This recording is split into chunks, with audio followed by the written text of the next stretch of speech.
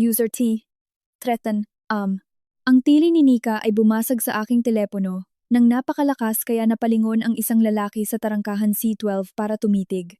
Paano mo nagawa ito sa sarili mong pamilya? Alas 6:11 noon ng bisperas ng Pasko. Ang 17 taong gulang kong anak na babae ay nakasandal at natutulog sa aking balikat. Suot pa rin ang pulang jacket na inimpake niya para sa mga pampamilyang litrato na hindi kailanman binalak ng aking ina na isali siya.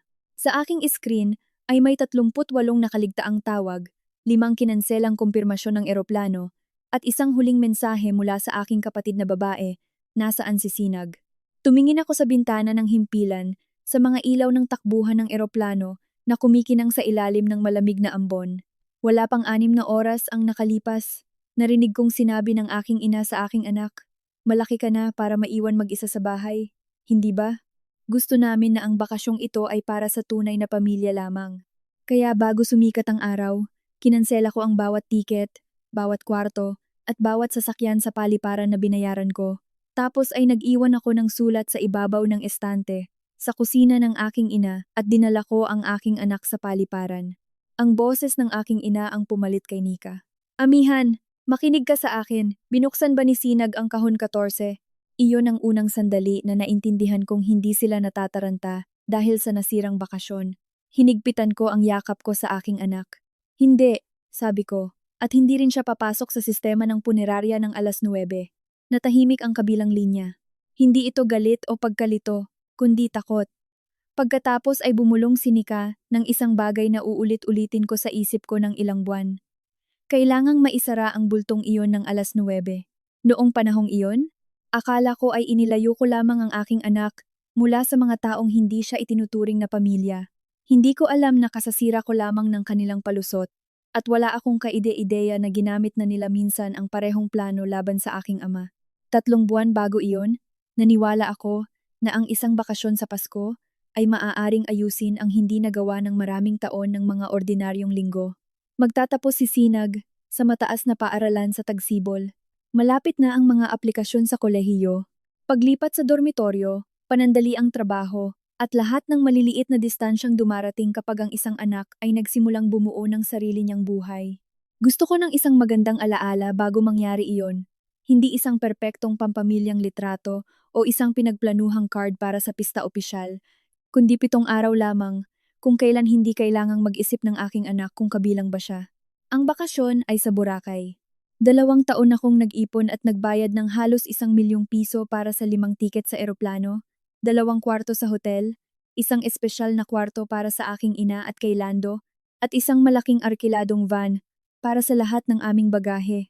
Ang mga bibiyahe ay dapat sana ang aking inang si Magda, ang aking amain na si Lando, ang aking kapatid sa ina na si Nika, si Sinag, at ako. Hindi ko kailanman ipinagmalaki kung magkano ang ginastos ko. Hindi ko gusto ng pasasalamat na sinusukat sa pera. Gusto ko ng sabay-sabay na almusal, nang walang sumusuri ng resibo, mga litrato kung saan hindi inilalagay sa gilid si Sinag, at isang Pasko, kung kailan titingnan ng aking ina ang aking anak, katulad ng pagtingin niya kay Nika. Sa aming pamilya, ako palagi ang taong nag-aayos ng mga bagay-bagay. Kapag kailangan ng aking ina na baguhin ang reserbasyon, ako ang tinatawagan niya. Kapag nakalimutan ni Nika ang isang palugit, ako ang gumagawa ng paraan. Ako ang nagpapareserba ng mga restauran, nagbabayad ng deposito, nagkukumpara ng mga biyahe sa eroplano, kumukumpirma ng sasakyan sa paliparan, at gumagawa ng mga alternatibong plano para sa pagkaantala ng panahon. Madalas tawagin ni Magda si Nika bilang ang aming prinsesa na may init na nagpapahiwatig na ang salita ay isang titulo. Tinatawag niya akong amihan, karaniwan kapag may kailangang solusyonan. Ang pagkakaiba ay bihirang maging sapat na kapansin-pansin para harapin. Nabubuhay ito sa mga detalyeng napakaliit para pansinin ng iba. Ang pasilyo sa bahay ni Magda ay puno ng mga litrato ng pamilya Valderrama sa paglipas ng mga taon, ngunit wala ni isa man si Sinag. May mga litrato si Nika sa mga pagtatapos, kaarawan, hapunan para sa kawang gawa, at mga kaganapan sa kumpanya. Kahit ang litrato ng mga empleyado mula sa Valderrama Memorial Services ay kasama ang mga tagasanay sa tag-araw, maliban kay Sinag. Nang tag-araw na iyon, nagtrabaho si Sinag doon bilang pansamantalang katulong sa arkibo. Nag-iskan siya ng mga lumang kontrata, nagpangalan ng mga elektronikong talaksan, at nag-ayos ng mga dokumento. Wala siyang karapatang pumasok sa mga talaan sa bangko, bayarin, o kuwenta ng mga kliyente. Nagtapos ang kaniyang trabaho noong Agosto, at naging maipagmalaki siya sa bawat sweldo. Nang minsan kong itanong kung bakit wala siya sa litrato ng mga kawani, sinabi ni Magda na dumating ang litratista matapos umuwi si Sinag. Sinabi sa akin ni Sinag na hindi iyon mahalaga. Masyado niya itong madalas sabihin. Noong ika-23 ng Disyembre, nagkatipon kaming lahat sa bahay ni Magda sa Baguio dahil naka-schedule ang aming sasakyan bago magbukang liwayway para bumaba pa Maynila. Puno ng mga maleta ang bukana ng pinto. Nag-impake si Nika ng sapat na damit para sa isang buwan at nagreklamo na dapat ay may pangalawang balkonahe ang espesyal na kwarto sa hotel. Tinitingnan ni Lando ang ulat ng panahon bawat 20 minuto. Naglalakad si Magda sa mga kwarto na may dalang clipboard, nakangiti na parang siya ang nag-organisa ng lahat. Suot ni Sinag ang pulang pangginaw na binili niya para sa mga pampamilyang litrato. Gumugol siya ng isang oras sa pagbabalot ng maliliit na regalo para sa lahat, kahit na sinabi sa amin ni Nika na huwag magdala ng regalo dahil mahal na ang biyahe. Tuwang-tuwa ang aking anak, ngunit habang lumalalim ang gabi, naging mas tahimik siya. Akala ko ay kinakabahan siya sa pagsakay sa eroplano o nag-aalalang may nakalimutan siya.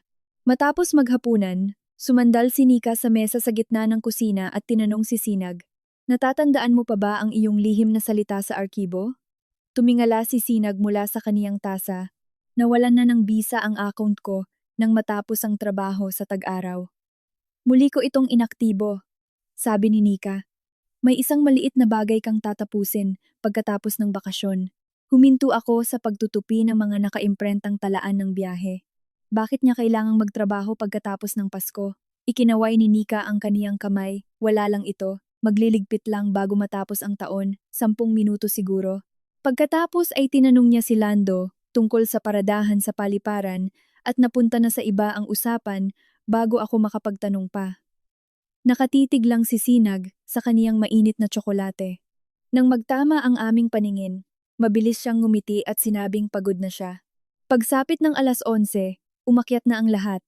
Magkasama kami ni Sinag sa kwarto para sa panauhin. Nakabukas ang kaniyang maleta sa tabi ng akin, ngunit tumigil na siya sa pag-aayos nito. Tinanong ko kung ayos lang siya. Sinabi niyang iniisip niya lang ang paaralan at humarap sa pader. Ilang sandal pagkalipas ng hating gabi, nagising akong tuyo ang lalamunan at bumaba para uminom ng tubig. Patay ang mga ilaw sa kusina, ngunit may manipis na linya ng ilaw na tumatagos sa ilalim ng pinto ng labahan. Narinig ko ang aking ina na nagsasalita sa malumanay na boses na ginagamit niya kapag nagdesisyon na siya kung ano ang gagawin ng ibang tao. "Malaki ka na para maiwan mag-isa sa bahay, hindi ba?" Huminto ako sa madilim na pasilyo. Hindi sumagot si Sinag nang sapat ang lakas para marinig ko. Nagpatuloy ang aking ina. "Gusto namin na ang bakasyong ito ay para sa tunay na pamilya lamang. Naiintindihan mo." Matagal nang inaasam ni Lando na makasama ang kaniyang pamilya. Hinigpitan ko ang hawak sa walang laman na baso. "Huwag mong inisin ang iyong ina," sabi ni Magda. "Masyado na siyang maraming nagastos para magkansela pa ngayon." Para sa isang nakakagulat na sandali, hindi ako makakilos. Hindi lamang iniiwan ng aking ina ang aking anak, ginagamit niya ang aking pera bilang kandado sa pinto, umaasa na ang halaga ng biyahe ang magpapanatiling masunurin sa akin kapag nalaman ko na. Pagkatapos ay hininaan ni Magda ang boses niya. "Bukas ng umaga gagawin mo ang maliit na trabahong iniwan ni Nika para sa iyo. Tapos walang makakapagsabi na inabandona ka namin." Nakatayo ako sa labas ng pintong iyon, at naunawaan ko na ang pag-iwan kay Sinag ay hindi lamang tungkol sa kung sino ang itinuturing ng aking ina na pamilya. Hindi ko binuksan ang pinto ng labahan. Bawat himaymay ko ay gustong pumasok, hawakan sa kamay si Sinag, at utusan ang aking ina na ulitin ang mga salitang iyon habang nakatingin sa akin. Ngunit kung malaman ni Magda na narinig ko siya, magsisimula siyang magpaliwanag bago ko pa maintindihan kung ano pa ang itinatago niya. Palalambutin niya ang kaniyang boses, babaguhin ang kahulugan ng kaniyang sinabi, at paparamdamin niya kay Sinag na siya ang may kasalanan sa hindi pagkakaunawaan. Bumalik ako sa kwarto para sa panauhin at inilapag ang walang laman na baso sa tabi ng kama. Nanginginig ang aking mga kamay, kaya itinago ko ito sa ilalim ng kumot at naghintay. Ilang minuto ang lumipas, pumasok si Sinag nang hindi binubuksan ang pangunahing ilaw. Tahimik niyang isinara ang pinto at tumayo sa tabi ng kaniyang maleta. Ang pulang pangginaw na pinili niya para sa mga litrato ay nakatupi sa itaas. Inangat niya ito, hinawakan ng isang sandali, at ibinalik sa cabinet. Pinanood ko siyang tanggalin ang isang damit, ang kaniyang damit panlangoy, at ang mga bagong sandalyas na binili namin para sa biyahe. Sinusubukan niyang maglabas ng gamit nang hindi gumagawa ng sapat na ingay para magising ako. Sinag. Mahina kong sabi. Nanigas ang kaniyang mga balikat. Humarap siya sa akin na may ekspresyong handa ng magpakalma sa akin. Akala ko tulog ka na. Nagising ako para uminom ng tubig. Tumango siya at tumingin sa damit na hawak niya. Naisip ko na hindi ko na pala talaga kailangan ito. Umupo ako ngunit hindi nagtanong kung inalis siya ni Magda. Hindi ko gustong pilitin si Sinag na ipagtanggol ang sinuman o ulitin ang mga salitang hindi pa siya handang sabihin. Halika rito sa tabi ko. 2 beses niyang tinupi ang damit kahit na nakatupi na ito, bago siya umupo sa gilid ng kama.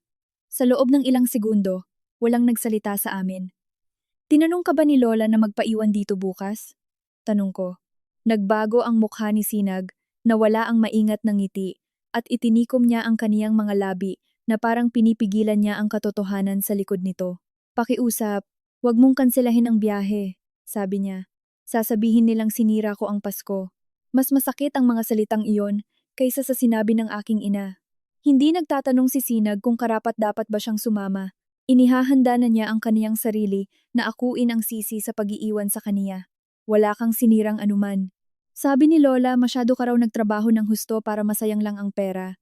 Sabi niya lahat ay inaabangan ito ng ilang buwan. Pati ikaw. Tumingin si Sinag sa kaniyang kalahating walang laman na maleta. Ayos lang. 17 taong gulang na ako. Kaya kong maiwan mag-isa ng ilang araw. Ilang araw? Sabi niya. Gusto raw ni Lando ng oras kasama ang pamilya niya bago maging abala ulit sa punerarya. Hindi ko gustong maging asiwa ang lahat. Lumapit ako ngunit pinigilan ko ang pagnanasang sabihing narinig ko ang lahat. Gusto kong magsalita siya nang hindi nararamdamang kinukumpirma niya ang isang paratang. Ano ba talaga ang ipinapagawa niya sa iyo? Hinimas ni Sinag ang gilid ng kumot. Sabi niya pwede raw akong magpaiwan dito. May pagkain sa palamigan at nag-iwan siya ng pera sa lalagyan sa kusina. Bukas ng umaga, kailangan kong pumunta sa punerarya ng ilang minuto. Bukas ay bisperas ng Pasko. Alam ko, sabi ni Nika isa lang itong bulto ng arkibo na kailangang matapos bago matapos ang taon. Anong klasing bulto ng arkibo? Hindi ko alam. Sabi niya nakahanda na raw ang lahat. Iskan ko lang ang mga dokumento at isasara ang bulto. Bumaba si Sinag mula sa kama at lumapit sa jacket na inilagay niya sa ibabaw ng upuan.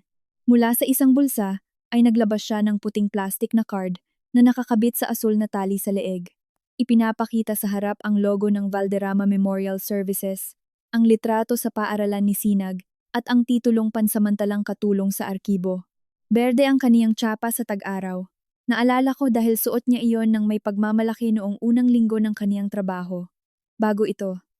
Kailan mo nakuha ito? Ibinigay ito ni Lola sa akin ngayong gabi. Binaligtad ko ang card. Isang maliit na nakaimprentang tatak ang nagpapakita ng panahon ng bisa nito, Disyembre 24 hanggang Disyembre 26. Hindi muling inaktibo ang tsapa para sa katapusan ng taon. Ginawa ito para mismo sa mga araw na inaasahan ng buong pamilya na nasa Boracay sila. Naglabas pa ng 3 bagay si Sinag mula sa kaniyang jacket. Ang una ay isang tansong susi na may markang likurang pasukan ng mga tauhan. Ang pangalawa ay isang selyadong sobre na may pangalan niya na isinulat sa harap gamit ang sulat kamay ni Nika. Ang pangatlo ay isang nakatuping piraso ng papel. Sabi ni Lola wag ko raw iwawala ang mga ito. Sabi niya sinabihan niya ako na ang susi ang magpapapasok sa akin kung nakakandado ang mga pangunahing pinto. Maingat kong binuksan ang sobre. Sa loob ay may pansamantalang pangalan ng gumagamit at lihim na salita. Hindi iyon ang pangalan ng gumagamit na ginamit ni Sinag noong tag-araw. Nakasulat doon Pineda Archivo 2. Ipinaliwanag ba ni Nika kung bakit siya gumawa ng isa pang account? Sabi niya hindi na raw maibabalik ang luma. Binuksan ko ang papel ng mga instruksyon. Nakamakinilya ang mga hakbang sa simpleng forma na may ilang linyang namarkahan ng dilaw. Dumating bago mag-alas 8 ng umaga. Pumasok sa likod na pinto ng mga kawani. Gamitin ang scanner 3 sa silid ng mga record sa ibaba. I-upload ang lahat ng dokumento mula sa kahon 14. Piliin ang pagtibayin ng bulto ng arkibo. Huwag tumawag maliban kung maging pula ang screen. Bakit kailangang mangyari ito ng eksaktong alas 9 ng umaga? Tanong ko. Umiling si Sinag. Sabi ni Nika kailangan daw isara ng sistema ang bulto bago matapos ang taon. Tinanong ko kung bakit hindi ko pwedeng gawin sa susunod na linggo. Pero sabi niya automatiko raw ang palugit. May 7 araw pa bago matapos ang taon. Alam ko, nagtibay ka na ba ng mga bulto noong tag-araw? Minsan. Pero mga karaniwang bulto ng arkibo lang. Ini-scan ko ang mga talaksan. Sinusuri ang bilang ng pahina. At pinipindot ang tapos na. Naglalabas ba iyon ng anuman? Kumunot ang noo niya. Anong ibig mong sabihin? Nagpapadala ba iyon ng mga talaksan saan man? Nagbabago ng account? O nag-a-aproba ng anuman? Hindi. Sa tingin ko hindi. Tiningnan ko muli ang pansamantalang tsapa, ang bagong account, at ang susi sa isang nakakandadong gusali. Inutusan si Sinag na pumasok ng mag-isa sa bisperas ng Pasko, gumamit ng isang partikular na iskaner, at tapusin ang isang proseso sa isang eksaktong oras. Walang tumutugma rito, sa walang kwentang paglilinis na inilarawan ni Nika sa kusina. Nasaan ang kahon 14 ngayon? Itinuro ni Sinag ang pinto sa ilalim ng counter sa labahan. Sabi ni Lola iniwan daw ni Nika doon para madala ko bukas ng umaga. Sinabihan ko si Sinag na manatili sa kwarto habang bumababa ako. Hinawakan niya ang pulso ko bago ako makaalis. Inay, pakiusap, huwag mong kumprontahin si Lola. Hindi ako mangongompronta ng sinuman. Sasabihin niyang mali ang pagkakaintindi ko. Naniniwala ako sa iyo. Lumuwag ang hawak ni Sinag. Nakita ang ginhawa sa kaniyang mukha, ngunit sinundan agad ito ng takot. Inaasahan niyang tatanungin muna siya, bago paniwalaan. Walang tao sa labahan nang bumalik ako. Sa ilalim ng counter ay may isang kulay abong kahon ng mga record na nakatali ng 2 plastik na banda. Nakasulat ang kahon 14 sa ibabaw ng takip gamit ang itim na panulat. Hindi ko pinutol ang mga tali o inangat ang takip. Isang maliit na puwang sa isang gilid ang naglantad sa itaas na gilid ng ilang folder. Yumuko ako at ginamit ang ilaw mula sa aking telepono nang hindi hinahawakan ang nilalaman. Ang mga nakikitang tab ay nagtataglay ng mga pangalang nakilala ko mula sa San Isidro, Hernando Bautista, Juana Velasquez, Macario, at Elvira Hidalgo. Lahat sila ay naging kliyente ng Valderrama Memorial Services. 2 sa kanila ay namatay na ilang taon na ang nakalipas. Kinuhaan ko ng litrato ang kahon mula sa bawat gilid at saka bumalik sa itaas, dala ang tsapa, susi, sobre, at papel ng instruksyon. Kumuha ako ng malilinaw na litrato ng bawat bagay at ikinarga ang mga ito sa aking pribadong imbakan sa internet. Pagkatapos ay ipinadala ko ang mga imahe kay Abogada Clara Buendia, isang lumang kaibigan sa kolehiyo na nagpa-practice ng batas sa proteksyon ng mamimili. Ang mensahe ko ay naglalaman lamang ng maikling salita. Tawagan mo ako paggising mo, apurahan. Nag-vibrate ang telepono ni Sinag sa kutson. Lumabas sa iskrin ang isang mensahe mula kay Nika. Huwag kang mahuhuli bukas. Bago makasagot si Sinag, isa pang mensahe ang dumating at huwag mong buksan ang kahon bago mag-alas 9. Kinuhaan ko ng litrato ang parehong mensahe at sinabihan si Sinag na huwag sumagot. Hindi ko sinubukan ang pansamantalang lihim na salita at hindi ko hinanap sa internet ang mga pangalan ng kliyente. Anuman ang inihanda ni Nika at Magda, hindi ko sila bibigyan ng pagkakataong sabihing may pinasok nang hindi tama si Sinag o ako. Ano ang gagawin natin? Tanong ni Sinag. Tiningnan ko ang kaniyang mga nakakalat na damit tapos sa pulang pangginaw na tinupi niya dahil nakumbinsi siya ng aking ina na wala siyang lugar sa mga litrato. Una, ilalabas kita sa bahay na ito, sabi ko. Tapos aalamin natin kung bakit nila kailangan na nasa loob ka ng gusaling iyon. Binasa ko ang papel ng instruksyon sa huling pagkakataon. Sa ibaba, sa ilalim ng mga hakbang na nakita ko na, may isang pangungusap na nakaimprenta ng nakabold na malalaking titik, isara ang bulto 14 ng eksaktong alas 9 ng umaga. Huwag lisanin ang gusali hanggang hindi nakukumpirma ang paglabas. 3 beses kong binasa ang huling instruksyon. Isara ang bulto 14 ng eksaktong alas 9. Huwag lisanin hanggang hindi nakukumpirma ang paglabas. Ano man ang ibig sabihin ng paglabas, hindi ito mukhang ordinaryong pag-aayos ng mga papeles at hindi ito dapat ibigay sa kamay ng isang 17 taong gulang na natapos ang trabaho 4 na buwan na ang nakalipas. 3:00 ng madaling araw ang orasan sa gilid ng kama. Tinawagan ko si Abogada Clara Buendia. Sumagot siya sa ikalimang ring na may bahagyang boses ng taong galing sa malalim na tulog. Amihan, anong nangyari? Sinabi ko sa kaniya lamang ang alam ko. Hindi isinama ng ina ko si Sinag sa biyahe. Muling inaktibo ni Nika ang isang account sa trabaho. Nag-issue ng bagong tsapa na balido ng 3 araw. At inutusan si Sinag na pumasok sa nakakandadong punerarya sa bisperas ng Pasko para iproseso ang kahon 14 ng eksaktong 9:00. Ipinadala ko kay Abogada Clara ang mga litrato habang nag-uusap kami. Nagbago ang boses niya sa sandaling makita niya ang papel ng instruksyon. Huwag buksan ang kahon na iyon. Huwag gamitin ang pangalan ng gumagamit o lihim na salita. Huwag subukan ang tsapa at huwag burahin ang anumang ipinadala ni Nika. Nakuhanan ko na ng litrato ang lahat. Mabuti, panatilihin ang mga orihinal na mensahe sa telepono ni Sinag. Padalhan mo ako ng mga larawan ng iskrin pero huwag kang sasagot. Kinukuha ko na ang mga kopya ngayon. Tumingin ako sa kabilang bahagi ng kwarto. Nakaupo si Sinag sa kama, habang nakayakap ang 2 kamay sa kaniyang mga tuhod. Pinapanood ang mukha ko para sa senyales na may ginawa siyang mali. Abogada Clara, masyado ba akong nagre-react? Narinig mong sinabi ng ina mo sa anak mo na hindi siya pamilya. Iyon pa lamang ay sapat na para ilabas siya sa bahay na iyon. Ang natitira ay nangangahulugang dapat mong gawin ito bago pa may makaalam na gising ka. Hindi masabi sa akin ni Abogada Clara kung ano ang nilalaman ng kahon 14 at tumanggi siyang manghula. Sinabi niyang ang salitang paglabas ay maaaring walang masama. Ngunit ang tiempo, pansamantalang mga katibayan, at pamimilit na magtrabaho ng mag-isa si Sinag ay sapat na seryoso upang ingatan. Hiniling niya na ipadala ko ang bawat kumpirmasyon na nagpapakitang ako mismo ang nagpareserba ng biyahe. Doon ko naintindihan kung ano ang kailangan kong gawin. Ang 5 tiket sa eroplano ay binili gamit ang aking kwenta at siningil sa aking card. Ang reserbasyon sa hotel ay nakapangalan din sa akin. Nagpareserba ako ng 2 karaniwang kwarto at isang espesyal na kwarto dahil nagreklamo si Magda na kailangan ni Lando ng mas malaking espasyo. Nagreserba ako ng malaking sasakyan sa paliparan para walang magbubuhat ng bagahe sa pag-ulan. Binuksan ko ang aplikasyon ng eroplano. Nakaabang ang hinlalaki ko sa ibabaw ng pindutan para magkansela. 1,000,000 piso ang kumakatawan sa 2 taon ng pagtanggi sa sarili ko. Ito ay mga nawalang katapusan ng linggo. Mas lumang sasakyan, mga baong inihanda bago mag-umaga, at mga dagdag na turno na kinuha ko kapag lumiliban ang isang tagapamahala. Kahit may proteksyon sa biyahe, mawawalan ako ng bahagi ng pera at makukuha ko ang karamihan bilang pondo sa biyahe sa halip na pera. Sa isang sandali, narinig ko ang boses ni Magda na pinagsasabihan si Sinag na huwag akong inisin dahil masyado na akong maraming nagastos para magkansela.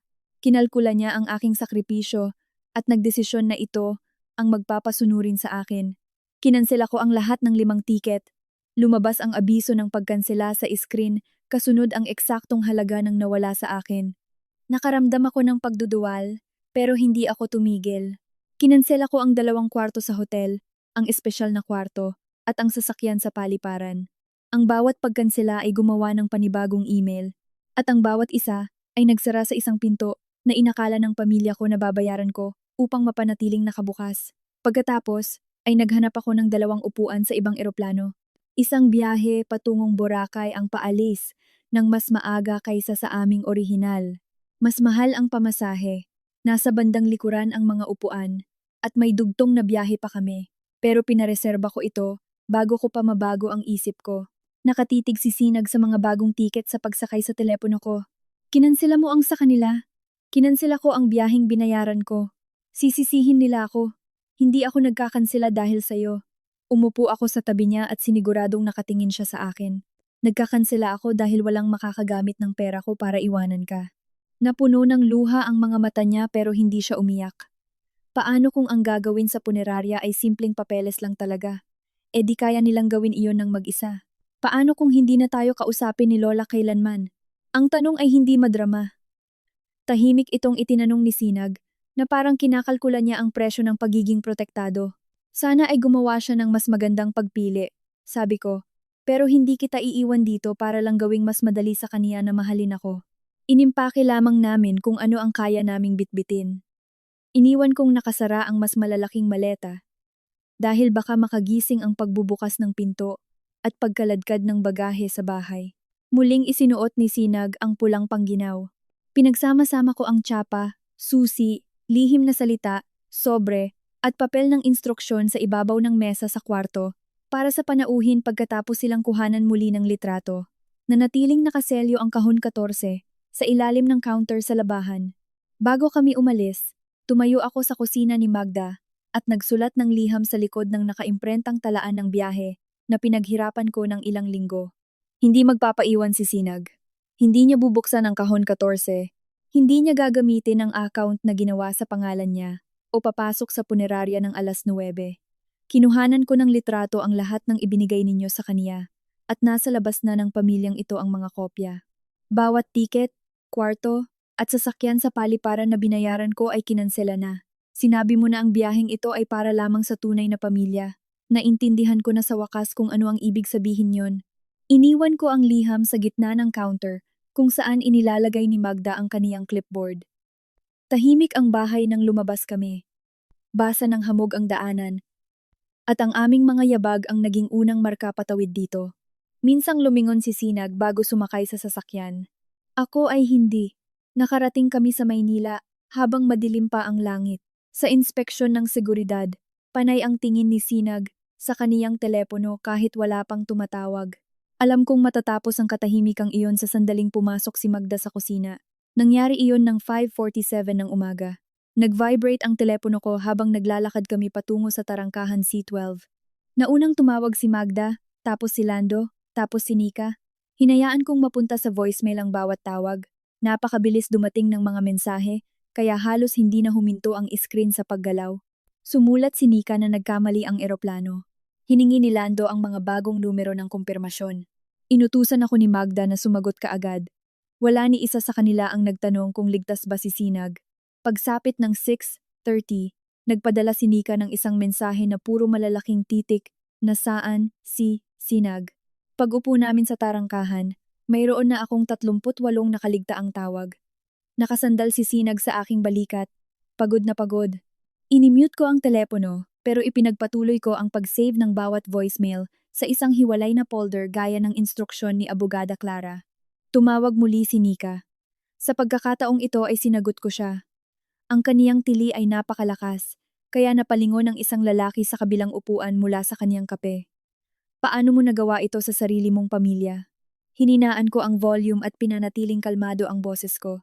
Sinabihan mo ang aking anak na hindi siya kabilang sa pamilyang iyon. Hindi iyan ang ibig sabihin ni ina. Maaari nating pag-usapan ito mamaya. Ipadala mo sa akin ang impormasyon ng eroplano ngayon. Kinansela na ang mga reserbasyon. Wala kang karapatan. Ako ang nagbayad noon. Nagsimulang magsalita si Nika ng pabalang. Inaakusahan akong hinihiya ko si Lando at sinasayang ang oras ng lahat. Sa likod niya, narinig ko si Magda na hinihingi ang telepono.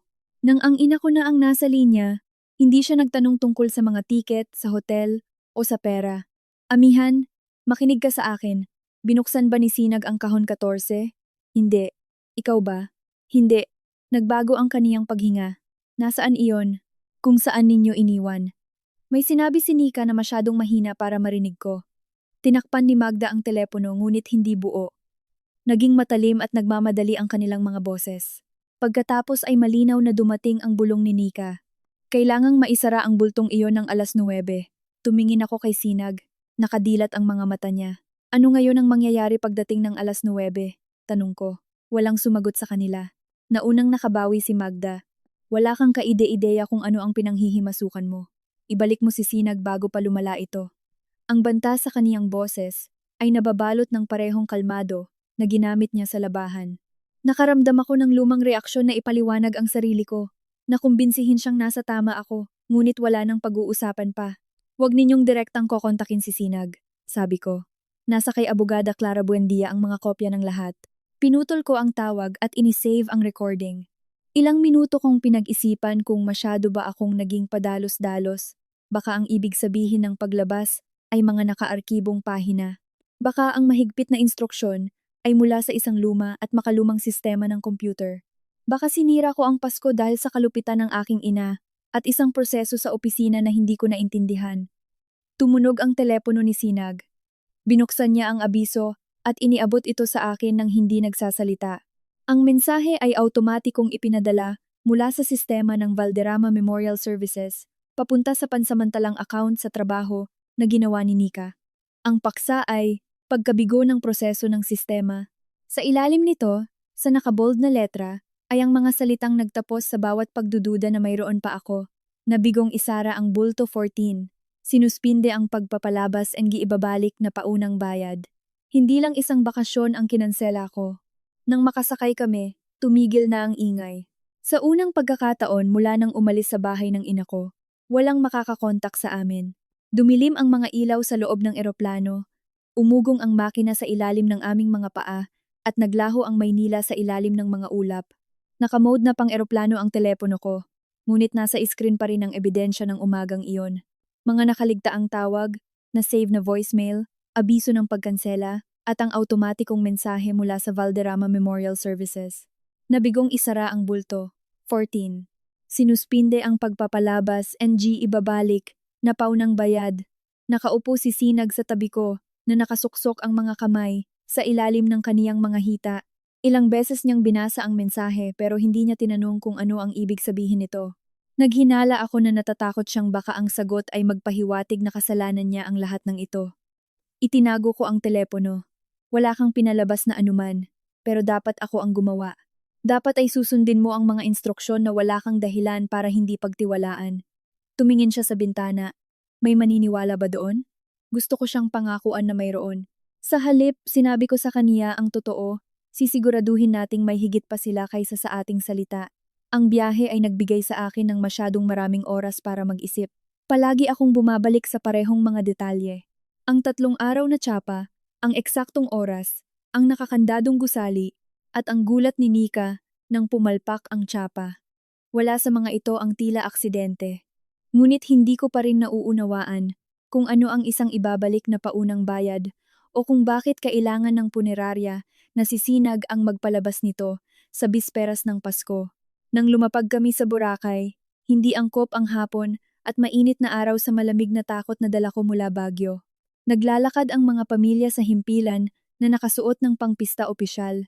Ang mga bata ay nagkakaladkad ng mga laruan, habang kami ni Sinag ay nakatayo malapit sa kuhaan ng bagahe, na may dala lamang 2 bagahe, at walang ideya kung matutulog ba kami sa hotel o babalik at sasakay ulit pa uwi. Tumawag si Abogada Clara, bago ko pa siya makontak.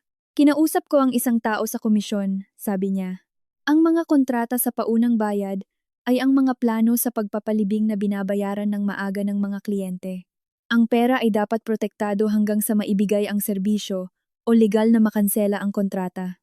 Kaya ang pagpapalabas ng ibabalik na pera ay nagpapabalik ng pera sa kliyente kapag may lehitimong pagkansela. Oo, pero hindi ito dapat iproseso ng isang pansamantalang katulong sa arkibo. At hindi ito dapat mga ilangan ng isang 17 taong gulang na pumasok mag-isa sa nakasarang gusali. Ipinasa na ni Abogada Clara ang impormasyon kay tagasuring si Dina Valdez, isang tagasuri ng pagsunod na nangangasiwa sa mga paunang bayad na pondo sa burol. Nagbabala siya sa akin na hindi gagawa ng mga akusasyon si tagasuri Dina mula lamang sa mga litrato at voicemail.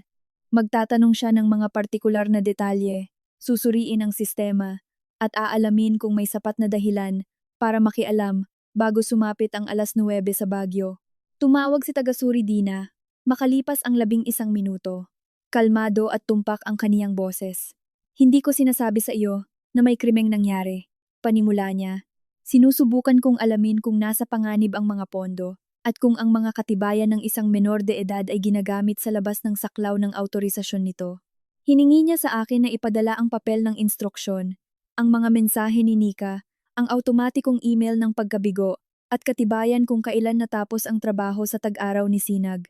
Gusto rin niyang malaman ng eksakto kung ano ang pinahintulutang gawin ni Sinag habang nagtatrabaho. Sinagot ni Sinag ang karamihan sa mga iyon mismo. Noong tag-araw, nag-iskan siya ng mga papel na kontrata, nagbilang ng pahina, at nagbigay ng mga pangalan ng talaksan mula sa isang listahan na ibinigay ni Nika. Ang account niya ay pumayag sa kaniyang mag-upload ng mga dokumento at markahan ang isang folder ng arkibo bilang tapos na. Hindi siya kailanman pinahintulutang mag-aproba ng mga pagbabayad, magbago ng mga balanse ng kliyente, o magpalabas ng pera. Tinanong ni taga-Suridina kung may nangyaring kakaiba sa mga buwang iyon. Nagatubili si Sinag. Hindi ko alam kung ano ang maituturing na kakaiba. Ano mang sinabi sa iyo ni Nika na huwag mong kuwestiyunin? Sabi ni taga-Suridina. Tumingin muna si Sinag sa akin bago magpatuloy. Naalala niya ang mga formularyo ng pagkansela na may blankong linya para sa pirma. Minsan ay binibigyan siya ni Nika ng magkahiwalay na nakapirmang pahina at inuutusan siyang ilakip iyon sa ibang dokumento bago iskan. Sa ilang pagkakataon, inutusan si Sinag na palitan ang pangalan ng isang bagong talaksan para tumugma ito sa numero ng isang lumang kontrata na nasa arkibo na. Tinanong ko kung papalitan ba niyon ang unang talaksan. Sabi ni Sinag, sinabi sa akin ni Nika na mali raw ang luma at wag ko na raw intindihin. Pinasa mo ba ang mga formularyo? Hindi naman po, sabi niya. Papeles po iyon, para sa mga taong patay na. Sumikip ang sikmura ko sa pangungusap na iyon. Naalala ko ang mga pangalang nakita ko sa puwang ng kahon 14. 6 na taon na ang nakalipas nang mamatay si Hernando Bautista. Ginawa ang burol ni Juana Velasquez sa Valderrama Memorial Services noong nasa high school pa si Sinag. Sina Macario at Elvira Hidalgo ay pareho nang namayapa bago magkapandemya. Ibinigay ko kay taga-Suridina ang mga pangalang natatandaan ko. Hindi siya nag-react maliban sa pagpapabaybay sa akin sa mga ito. Pagkatapos ay sinabi niyang kokontakin niya ang bangko ng punerarya at ang tagapagbigay ng programa. Sa pamamagitan ng autoridad ng Estado sa inspeksyon, maaari siyang humiling ng pansamantalang pagpigil sa kahina-hinalang aktibidad ng pagbabalik bayad habang bineberipika kung legal na nakansela ang mga kontrata. Ano ang mangyayari kung wala lang pala ito? Tanong ko. Di aalisin ang pagpigil pagkatapos masuri. Sa ngayon, huwag kang kokontak ng sinumang kliyente, huwag mong pasukin ang sistema ng punerarya, at huwag kang maglalathala ng anumang paratang. Sumang-ayon ako. Gusto ng bahagi ng isip ko na tawagan ang bawat pamilyang nakita ko ang pangalan at bigyan sila ng babala, ngunit pinatibay ni Abogada Clara ang instruksyon ni taga-Suridina. Kung lehitimo ang mga dokumento, ang mga pampublikong akusasyon ay maaaring magdulot ng hindi kinakailangang pinsala. Kung ang mga ito ay pandaraya, ang pag-alarma sa maling tao ay maaaring maging dahilan para mawala ang mga record. Nagparehistro kami sa isang maliit na hotel sa Paliparan, sa halip na sa resort na orihinal kong naireserba. Umupo si Sinag sa isang kama habang binubuksan ko ang aking dalang computer sa mesa. Mukha siyang pagod na pagod, ngunit tuwing nagba-vibrate ang kaniyang telepono, naninigas ang kaniyang mga balikat. Pagsapit ng dalawang apon, tumawag muli si taga-Suridina. Inilagay ng bangko ang pansamantalang pagpigil sa 20 isipe na kahilingan sa pagbabalik bayad na konektado sa Valderrama Memorial Services. Sa kabuuan, umaabot ang mga ito sa higit 17 milyong piso. Hinawakan ko ng mahigpit ang gilid ng mesa. Nasa kahon 14 ba ang lahat ng ito? Ang digital na bulto na nauugnay sa abiso ng pagkabigo ay naglalaman ng 27 kahilingan. Hindi ko pa makumpirma ang pisikal na nilalaman ng kahon. Ipinaliwanag niya kung ano ang ipinapakita ng mga paunang record. Ang muling inaktibong account ni Sinag ang itinalaga bilang gumagamit na nagpasok ng mga dokumento bandang 11:32 kagabi. May taong may autoridad na tagapangasiwa ang nagpalawak sa mga pahintulot ng account na iyon. Naka-schedule ang pansamantalang tsapa ni Sinag na maging tanging aktibong katibayan ng pagpasok para sa palapag ng mga record sa ibaba sa pagitan ng 30 at 10 sa bisperas ng Pasko. Ang kamera ng seguridad na nakatutok sa palapag na iyon ay inilagay din sa schedule ng pagpapanatili sa parehong oras. Tumingin ako sa aking anak. Namumutla na ang kaniyang mukha. Kung pumasok pala ako, sabi niya, ipapakita ng lahat na ako iyon. Maingat siyang itinama ni taga-Suridina. Ipapakita nito na ang iyong katibayan at tsapa ang ginamit. Hindi iyon katumbas ng pagpapatunay na ikaw ang gumawa ng mga dokumento o naglayon na magpalabas ng pondo. Pero sasabihin nilang, ako nga, sagot ni Sinag. Walang sumagot sa amin dahil lahat kami ay naiintindihan ang posibilidad na iyon. Nagpatuloy ang mga tawag mula sa aking pamilya. Nag-iwan ng mensahe si Lando na humihiling sa akin na itigil ko na ang pagpapahiya kay Magda. Walang sinabi ang ina ko tungkol sa kahon 14, kundi naging malupit at irasyonal na ako. Tumawag si Nika mula sa ibang numero matapos kong harangin ang kaniya. Sinagot ko dahil sinabihan ako ni Abogada Clara na panatilihin ang mga direktang komunikasyon. Wala kang kaide-ideya sa ginawa mo, sabi ni Nika. 42 tao ang nakadepende sa puneraryang iyon. 42 pamilya ang maaaring mawalan ng kita dahil lang narinig mo ang isang pangungusap at nagdesisyon kang parusahan ang lahat. Muli mong inaktibo ang account ni Sinag para iyon sa paglilinis sa katapusan ng taon. Binigyan mo siya ng kalayaan sa isang nakasarang gusali at inutusan siyang magpalabas ng mga ibabalik na pera. Inutusan ko siyang isara ang isang bulto ng arkibo. Binabaloktot mo ang mga salita dahil gusto mong magdusa si Ina. Mabilis magsalita si Naika, pero sa likod ng galit ay narinig ko ang takot. Hindi siya kailanman nagtanong kung ligtas si Sinag.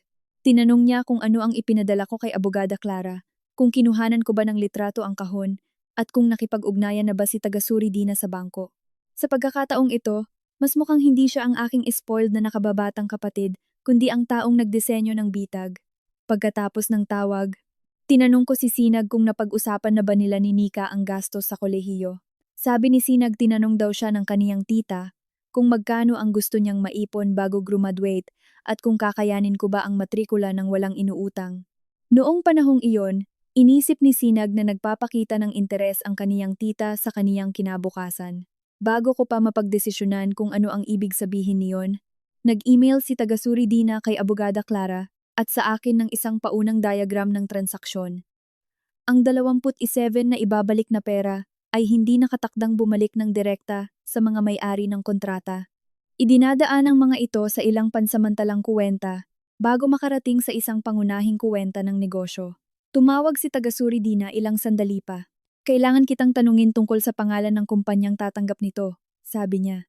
Binuksan ko ang kalakip na papeles. Sa gitna ng diagram ay isang kumpanyang hindi ko pa kailanman narinig. Korporasyong Pagkonsulta ng Pamilyang Pineda. Natahimik si Tagasuri Dina ng sapat ang tagal para mabasa ko ito ng 2 beses. Pagkatapos ay tinanong niya, si Tomas Pineda ba ang ama mo? Binuksan ang kumpanya gamit ang kaniyang pangalan at numero ng pagkakakilanlan sa buwis, halos 20 taon na ang nakalipas. Ginugol ko ang malaking bahagi ng buhay ko sa paniniwalang si Tomas Pineda ang dahilan kung bakit natuto ang pamilya kong hindi magtiwala sa pangalang Pineda. Masyadong madalas ikwento ng ina ko ang istorya, kaya hindi na ito naging paratang, kundi naging kasaysayan na ng pamilya. Hawak ni Tomas ang mga talaang pinansyal para sa Valderrama Memorial Services. Nawala ang pera mula sa mga paunang bayad na kuwenta sa burol. Nang magsimula ang mga tanong, isinisi niya sa sistema. Hiniya si Magda sa harap ng komunidad at umalis ng San Isidro sa halip na tanggapin ang responsibilidad. Ayon sa kaniya, pinili niya ang dangal kaysa sa kaniyang anak. 22 taong gulang ako nang maging pampubliko ang investigasyon, sapat na ang edad para maintindihan ang mga salitang tulad ng paglustay at maling propesyonal na asal, ngunit sapat pa ring bata para maniwala na ang magulang na nanatili ang siyang tapat. Umupo si Magda sa tabi ko sa hapagkainan at ipinaliwanag na sinira ni Tomas ang sarili niyang buhay. Sabi niya sinubukan niya akong protektahan mula sa pinakamasama nito. Hindi ko hininging makita ang mga record, hindi ko siya tinawagan. Sa halip, binuo ko ang aking buhay sa pagpapatunay na hindi ako katulad niya. Binabayaran ko ang bawat bayarin bago ito maipasa ang palugit. Iniiwasan kong mangutang kahit pa mapapadali sana nito ang mga bagay-bagay. Nagtatago ako ng mga resibo, nagbabalanse ng mga kwenta, at mabilis na nagbabalik ng pabor para walang makapagsabing may utang na loob ako sa kanila. Sa trabaho, ako ang naging taong pinagkakatiwalaan sa mga palugit at mahihirap na desisyon. Sa pamilya ko, nagpresinta akong magbayad dahil ang pagiging mapagbigay ay pakiramdam ko'y ebidensya ng pagiging inosente. Kahit ang bakasyon sa Pasko ay bahagi ng pattern na iyon, naisip ko, kung magtatrabaho ako ng sapat, magpaplano ng sapat at babayaran ang lahat ng mag-isa, walang kukuwestiyon sa lugar ko sa pamilya. Ngayon, isang kuwenta ng negosyo na may dala ng pangalan ng aking ama, ang nakaupo sa gitna ng halos 17 milyong pisong suspendido na paglilipat ng pera. Tinanong ni Tagasuri Dina kung may alam ako tungkol sa korporasyong pagkonsulta ng pamilyang Pineda. Wala, sabi ko. Hindi ko pa ito naririnig. Mayroon bang negosyong pagkonsulta ang ama mo? Isa siyang tagatuos. Minsan, nagtatrabaho siya ng malaya, pero hindi ko alam kung anong pangalan ang ginagamit niya. Hindi sinabi sa akin ni Tagasuri Dina kung ano ang paniniwalaan. Sinabi niya lamang na nakarehistro ang kumpanya noong 2007 bago mangyari ang orihinal na eskandalo sa pananalapi sa Valderrama Memorial Services.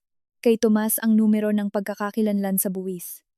Ilang lumang paglilipat ng pera ang dumaan doon bago naging hindi aktibo ang kumpanya. Ang mga bagong kahilingan sa pagbabalik bayad ay nakaset para gamitin ang parehong istruktura ng kwenta. Pagkatapos ng tawag, nakatitig ako sa diagram ng transaksyon hanggang sa lumabo ang mga salita. Kung ginawa ni Tomas ang kumpanya, marahil ay nagsasabi ng totoo si Magda. Marahil ay nakahanap si Nika ng lumang pamamaraan at inulit ito para pagtakpan ang kaniyang sarili. Baka inilayo ko si Sinag mula sa isang bitag na dinisenyo ng aking kapatid para lang matuklasan na ang aking ama ang gumawa ng unang bersyon nito. Nakaupo si Sinag sa tapat ko, sa kabilang kama. Magnanakaw ba talaga si Lolo? Iyan ang sinabi sa investigasyon. Iyan ang sabi ni Lola. Naisara ko ang dalang computer ng mas malakas kaysa sa sinadya ko. May mga record, Sinag, nawalan siya ng lisensya. Hindi nawawala ang lahat sa isang tao dahil lang may nagkwento ng isang kwento. Napaiwas siya, at agad kong pinagsisihan ang tono ko. Pasensya na, sabi ko. Walang bahagi nito ang kasalanan mo.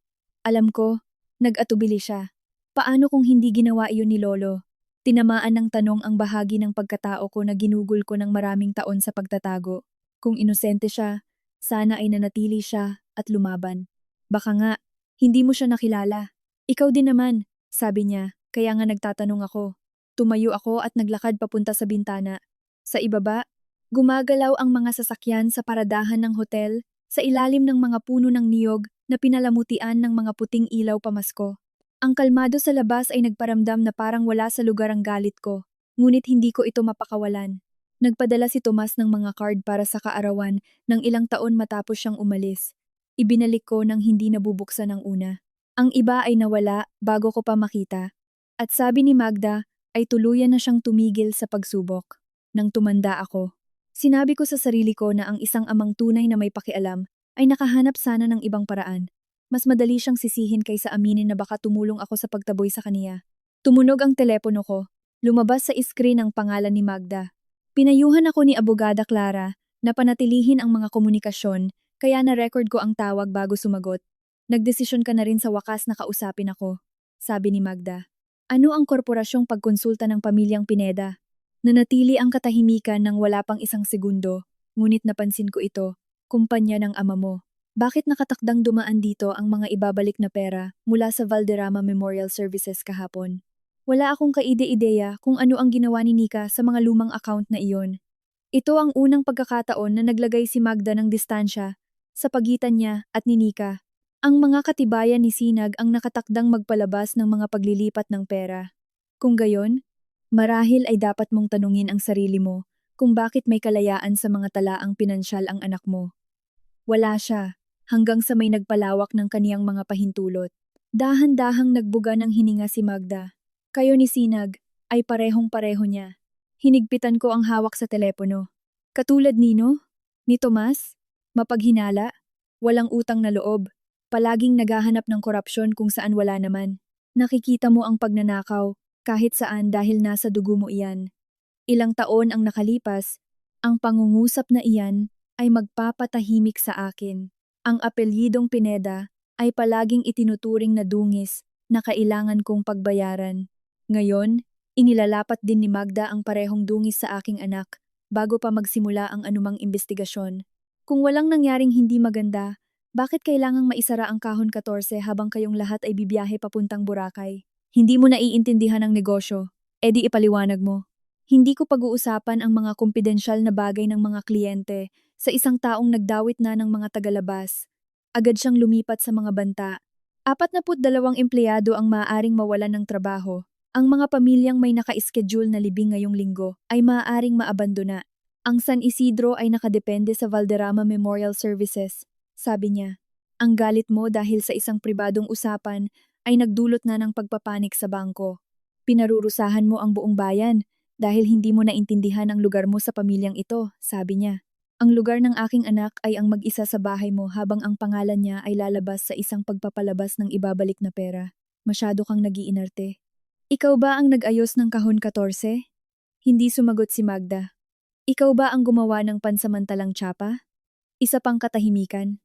Alam mo ba, na muling inaktibo ang account ni Sinag? Kailangan mong pag-isipan ang pinsalang idinudulot mo. Hindi niya itinanggi ang kahon, ang tsapa, ang account, o ang paglabas ng pera. Inilarawan niya lamang kung ano ang mangyayari kung susuriin ng mga tao ang mga ito. Pinutol ko ang tawag bago pa niya gawing isa na namang obligasyon na dapat kong tanggapin ang panibagong banta. Kinontak ako ni Abogada Clara pagkalipas ng isang oras. Nahanap niya ang talaan ng disiplina mula sa pagsusuri ng lupon ng mga tagatuos ni Tomas. Ang huling ulat ay nagpahayag na ginamit niya ang kaniyang mga katibayan para baguhin ang mga balanse ng kliyente at idirekta ang mga pondo sa pamamagitan ng korporasyong pagkonsulta ng pamilyang Pineda. Binanggit nito ang mga kasaysayan ng pagpasok, mga panloob na spreadsheet, at patotoo mula sa pamunuan ng Valderrama. May problema, sabi ni Abogada Clara. Anong klasing problema? Ang ulat ay 7 beses nagbanggit sa technical na Appendix C, pero nawawala ang Appendix C mula sa nakaarkibong talaksan ng kaso. Ano ba ang dapat na nakalagay doon? Ang orihinal na talaan ng pag-access at ang paraang ginamit upang patunayan ang mga tatak ng oras. Kung wala ang appendice na iyon, ipinapakita ng ulat ang mga konklusyon, ngunit hindi ang kumpletong teknikal na ebidensyang sumusuporta dito. Humiling si Abogada Clara ng mga kopya mula sa lupon ng mga tagatuos, sa arkibo ng munisipyo, at sa tagasiguro na humawak sa orihinal na reklamo. Nauna si tagasuri Dina na makahanap ng isa. Isang tagasuri ng siguro na nagngangalang Ginoong Paulo Dantes ang nagtabi ng kopya dahil ang nawalang pera ay nagdulot ng alitan sa saklaw ng siguro. Malabo ang naiiska na kopya at ilang pahina ang sulat kamay, ngunit malinaw ang mga petsa. Ang mga mahahalagang pagbabago sa mga kwenta ng Valderrama ay nai-record noong Pebrero 10, 2018. Naalala ko lamang ang petsang iyon matapos basahin ni tagasuri Dina ang pangalan ng ospital. Na-admit si Tomas noong gabi bago iyon kasunod ng isang aksidente sa kalsada. Nagtamo siya ng bali sa pulso, bali sa tadyang, at pagkaalog ng utak. Ipinapakita ng mga rekord ng ospital na nanatili siya sa ilalim ng obserbasyon ng 3 araw. Nagpatuloy sa pagbabasa si Abogada Clara. Pumasok ang isang pagpasok ng tagapangasiwa sa sistema matapos ang orihinal na aktibidad, binago ang orasan ng serbidor, at inilipat ang ilang aksyon sa profile ng gumagamit ni Tomas. Hindi tinukoy ng ulat kung sino ang tagapangasiwa, kundi na ang account ay pagmamay-ari ng pamunuan ng Valderrama Memorial Services. Tinuruan ako ni Magda na tumakas si Tomas dahil ang ebidensya laban sa kaniya ay hindi maikakaila. Ipinapakita ngayon ng ebidensya na may nagbago sa oras at inilagay ang kaniyang pangalan sa mga aksyong ginawa habang siya ay nakahiga at may bali sa ospital. Narating ni Abogada Clara ang huling linya ng appendice at dahan-dahan itong binasa. Ang gumagamit na iniuugnay kay Tomas Pineda ay pisikal na hindi kayang pumasok sa sistema sa nai-record na oras. Kinumpirma ni Abogada Clara ang utos sa pagpapanatili kinabukasan. Ang Valderrama Memorial Services, ang bangko nito, at ang tagapagbigay ng programa ay formal na inutusang huwag burahin, baguhin, o patungan ang mga record na konektado sa kahon 14 sa pansamantalang account ni Sinag o sa mga suspendido na kahilingan sa pagbabalik bayad. Noon lang ako pumayag na bumalik sa San Isidro. Lumipad kami ni Sinag pabalik sa Maynila at nagparehistro sa isang hotel 20 minuto mula sa aming bahay sa Baguio. Hindi ko siya dadalhin sa bahay ni Magda at hindi ko gusto na naghihintay ang pamilya ko sa aming daanan habang sinusubukan kong intindihin kung ano ang nangyari sa aking ama. Madilim ang aming bahay nang salubungin kami doon ni Abogada Clara. Nananatili ang lamig sa may hagdanan sa harap, hindi nagalaw mula nang umalis kami. Naiwan si Sinag sa sala habang sumunod sa akin si Abogada Clara sa itaas. Ang liham mula kay Tomas ay nasa loob ng isang nakakandadong lalagyan sa loob ng 6 na taon. Dumating ito matapos ang kaniyang kamatayan noong 2019, ipinadala ng abogadong nag-aasikaso sa kaniyang iilang natitirang ari-arian. Naalala kong hawak ko ang sobre at nakita ang sulat kamay niya sa harap, kasama ko si Magda ng hapong iyon. Sinabi niyang malamang ay sumulat lang si Tomas ng isa pang bersyon ng parehong mga dahilan na ginamit niya sa buong buhay niya. Inilagay ko ang liham sa lalagyan nang hindi binubuksan. Ngayon, nakatayo si Abogada Clara sa tabi ng mesa ko habang kinukuha ko iyon. Kinuhanan niya ng litrato ang selyadong sobre, itinala ang petsa at kondisyon, at pinanood ako habang binubuksan ko ito. Naiintindihan naming dalawa na ang liham ay maaaring gumabay sa amin patungo sa ebidensya, ngunit hindi nito mapapatunayan ang bawat paratang dahil lamang patay na ang taong sumulat nito. Ang unang linya ay naka-address sa akin. Amihan, hindi ko inaasahan na maniniwala ka rito, ngunit kailangan kong malaman mo kung saan ka maghahanap kung sakaling magdesisyon kang magtanong kung anong nangyari. Umupo ako bago magpatuloy sa pagbabasa. Isinulat ni Tomas na nirepaso niya ang mga paunang bayad na kuwenta sa burol para sa Valderrama Memorial Services noong 2007. Noong una, ang mga pagkakamali ay mukhang mga pagkakamali lang sa pagtatala ng kuwenta. Ilang kliyente umano ang nagkansela ng kanilang mga kontrata, ngunit ang mga ibabalik na pera ay hindi bumalik sa kanila o sa kanilang mga naiwan.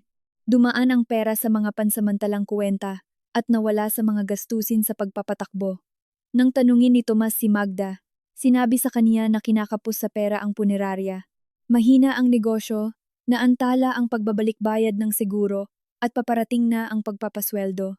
Tinawag niyang pansamantalang utang ang mga paglilipat at hiniling niya na pumirma siya sa isang pagbabalanse sa katapusan ng taon na nagsasabing bawat ibabalik na pera ay maayos na inilabas. Sinabi ni Magda na ang pagpirma ay magsasalba ng mga trabaho. Tumanggi siya. Ayon sa liham, binalaan siya ni Magda na ang pampublikong investigasyon ay magsasara sa punerarya at sisira sa pangalan ng pamilya ni Lando.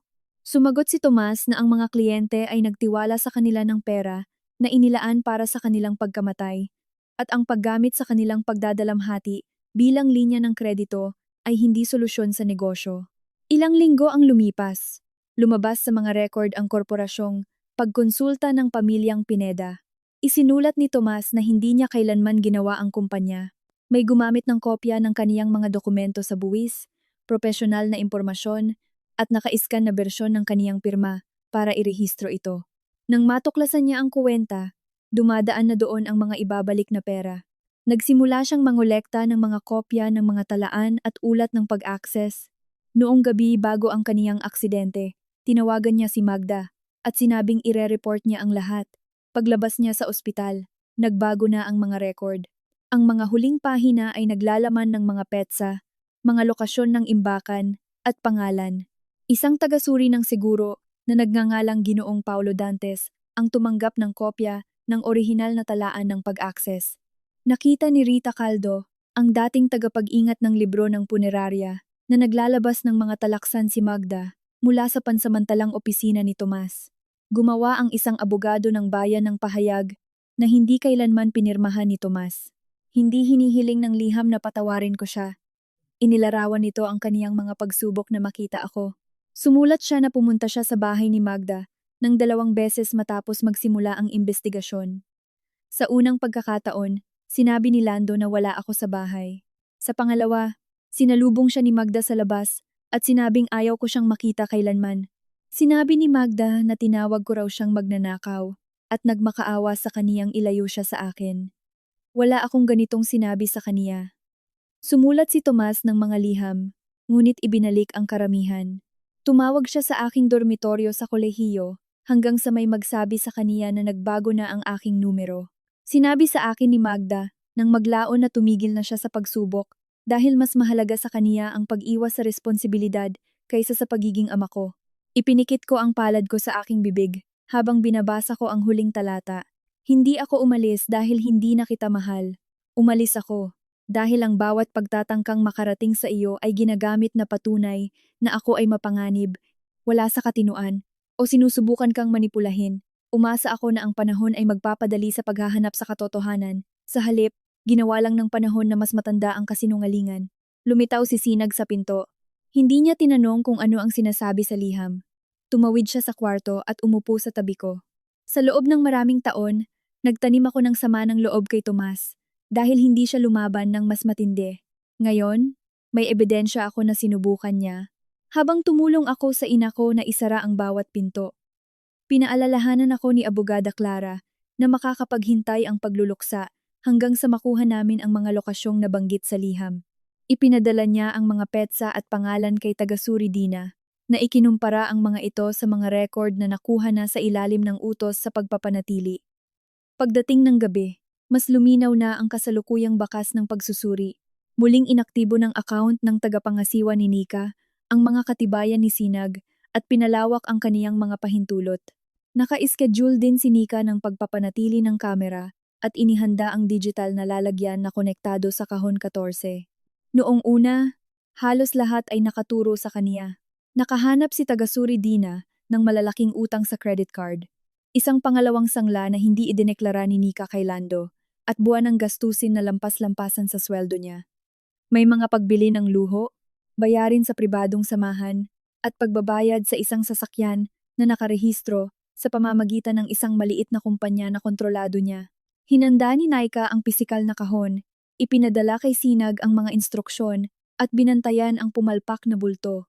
Mukhang natuklasan niya ang lumang sistema ng pandaraya ni Magda at binuhay ito para bayaran ang kaniyang mga utang.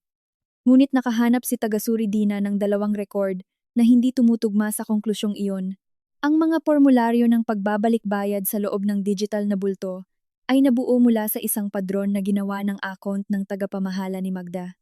Ang pangkalahatang pahintulot ng bangko na nagpapahintulot na dumaan ang mga pondo ng pagbabalik bayad sa mga tagapamagitang kuwenta ng negosyo ay may pirma ni Lando. Hindi pa alam ni taga-suri Dina kung gaano karami ang naiintindihan ni Lando. Maaaring pinirmahan ng isang malawak na autorisasyon nang hindi sinusuri ang bawat susunod na transaksyon. Binalaan ako ni Abogada Clara na huwag gawing katiyakan ng paghihinala hanggang hindi nasusuri ang mga dokumento. Mas hindi malabo ang naging papel ni Magda. Dala ng padron ang kaniyang pagkakakilanlan ng account, ngunit maaaring idahilan ni Nika na ginamit niya ang pagpasok sa sistema ng kaniyang ina. Pinaghihiwalay pa rin ng investigasyon kung sino ang gumawa ng sistema mula sa kung sino ang nagpatakbo nito. Kinontak ako ni Nika noong gabing iyon mula sa isang hindi kilalang numero. "Huwag mong ibaba," sabi niya. "Sinusubukan kitang tulungan. Ikaw ang naghanda ng kahon 14. Sinunod ko ang mga instruksyon." "Instruksyon nino?" Binaliwala niya ang tanong. Hawak ni ina ang mga kwenta.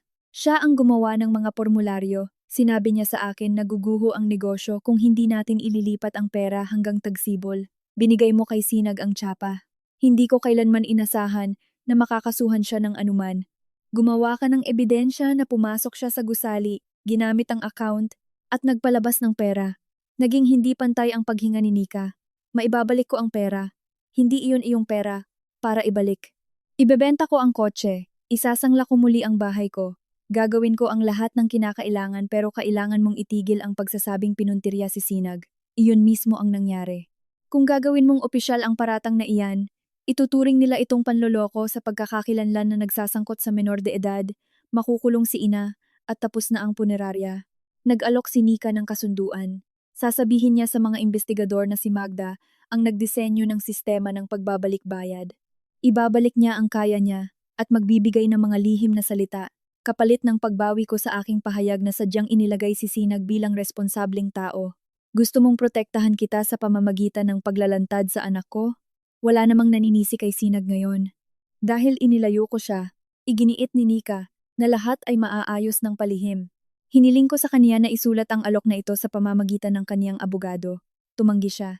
Sinabi ko na hindi ko ipagpapalit ang pangalan ni Sinag para sa isa pang kasunduan sa pamilya na walang sino man ang makakapagpatunay na umiiral. Nagsimulang umiyak si Nika, ngunit mabilis na naging galit ang tunog. "Akala mo ba ikaw ang unang taong kinorner ni ina ng ganito?" Tumigil ako sa pagsasalita. Hininaan ni Nika ang boses niya. "Ginawa na ito ni ina noon. Ano ang sinasabi mo?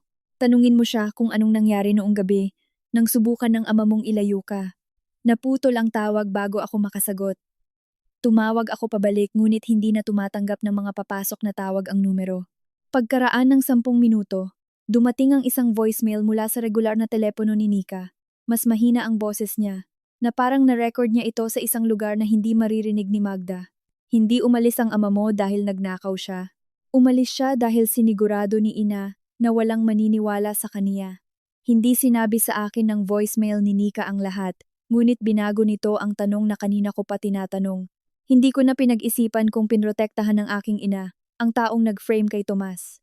Nagsimula akong magtaka kung gaano karami sa panggigipit ang siya mismong nagdisenyo. Binalaan ako ni Abogada Clara na huwag pang komprontahin si Magda. Ang kasalukuyang pagsusuri ay naghihiwalay pa rin sa mga dokumento mula sa mga pagpapalagay at ang natatakot na pag-amin ni Nika ay hindi maaaring pamalit sa ebidensya. Sa halip, inayos ni Abogada Clara na magkita kami ni Rita Caldo, ang dating tagapag-ingat ng libro na tinukoy ni Tomas sa kaniyang liham. 72 taong gulang si Rita at nakatira sa isang maliit na inuupahang bahay sa itaas ng isang botika sa gilid ng San Isidro. Pinili niya ang isang tahimik na karinderya para sa aming pagkikita at dumating na may dalang isang folder na kanbas na mukhang mas matanda pa kay Sinag. Nanginginig ang kaniyang mga kamay nang makita niya ako, ngunit nanatiling matatag ang kaniyang boses. Nasa iyo ang mga mata ng ama mo, sabi niya. Iyon ang nagpahirap sa panonood sa ginawa nila sa kaniya. Nagtrabaho si Rita sa Valderrama Memorial Services sa loob ng 17 taon. Naalala niya nang mapansin ni Tomas na ang mga paunang bayad na pondo sa burol ay lumalabas mula sa mga account ng mga customer nang walang katumbas na tseke sa mga kliyente o sa kanilang mga naiwan. Noong una, inakala niyang nagkamali lamang ang opisina sa pag-post ng mga ito. Nang tuntunin niya ang pera sa mga pansamantalang kuwenta, nagsimula siyang humingi kay Magda ng mga orihinal na formularyo ng pagkansela. Sinabi ng ina mo sa mga kawani na desperado na siya, sabi ni Rita. Sinabi niyang may mga utang siya sa sugal at sinusubukang pagtakpan ang mga ito sa pamamagitan ng pagbibintang sa punerarya. May nakakita ba kailanman ng ebidensya sa utang sa sugal na iyon? Umiling si Rita. Wala, pero inulit ito ng inulit ni Magda hanggang sa matandaan ng mga tao na narinig nila iyon na parang nakakita sila ng patunay. Alam ni Lando na nagpahayag ng mga pagkabahala si Tomas, ngunit tumanggi siyang hamunin si Magda sa publiko. Sinabi niya kay Rita na ang isang investigasyon ay maaaring magsuspinde sa lisensya ng punerarya, kumansela ng mga naka-schedule na serbisyo, at maging sanhi ng pagkawala ng 12-dosenang empleyado sa trabaho. Sinabi niyang ang katahimikan ang responsableng pagpili hanggang sa maayos ng pamilya ang isyu ng palihim. Ang isyu ay hindi kailanman naayos. Inilagay ito sa pangalan ni Tomas. Naalala rin ni Rita ang gabi na binanggit ni Nika. Matapos lumabas ng ospital, pumunta si Tomas sa bahay ng mga Valderrama na may mga kopya ng mga talaan sa kwenta at humiling na dalhin ako sa ligtas na lugar habang kinakaharap niya ang mga paratang. Naghain si Magda ng apurahang utos ng gabing iyon. Iginigiit na ang kaniyang mga krimen sa pananalapi at maling propesyonal na asal ay gumagawa sa kaniya ng isang panganib sa akin. Ang mga paratang ay hindi pa napapatunayan, ngunit ang utos ay pumigil sa kaniya na kunin ako hanggang sa magkaroon ng pagdinig. Pagsapit ng pagdinig, naipasa na ang mga binagong talaan ng pag-access. Nawala ni Tomas ang kaniyang lisensya, kaniyang kredibilidad, at ang kaniyang pagkakataon na kumbinsihin ang husgado na ginagamit ako ni Magda para patahimikin siya. Naalala ko ang mga card para sa kaarawan na ibinalik ko, at ang mga tawag na tumanggi akong sagutin.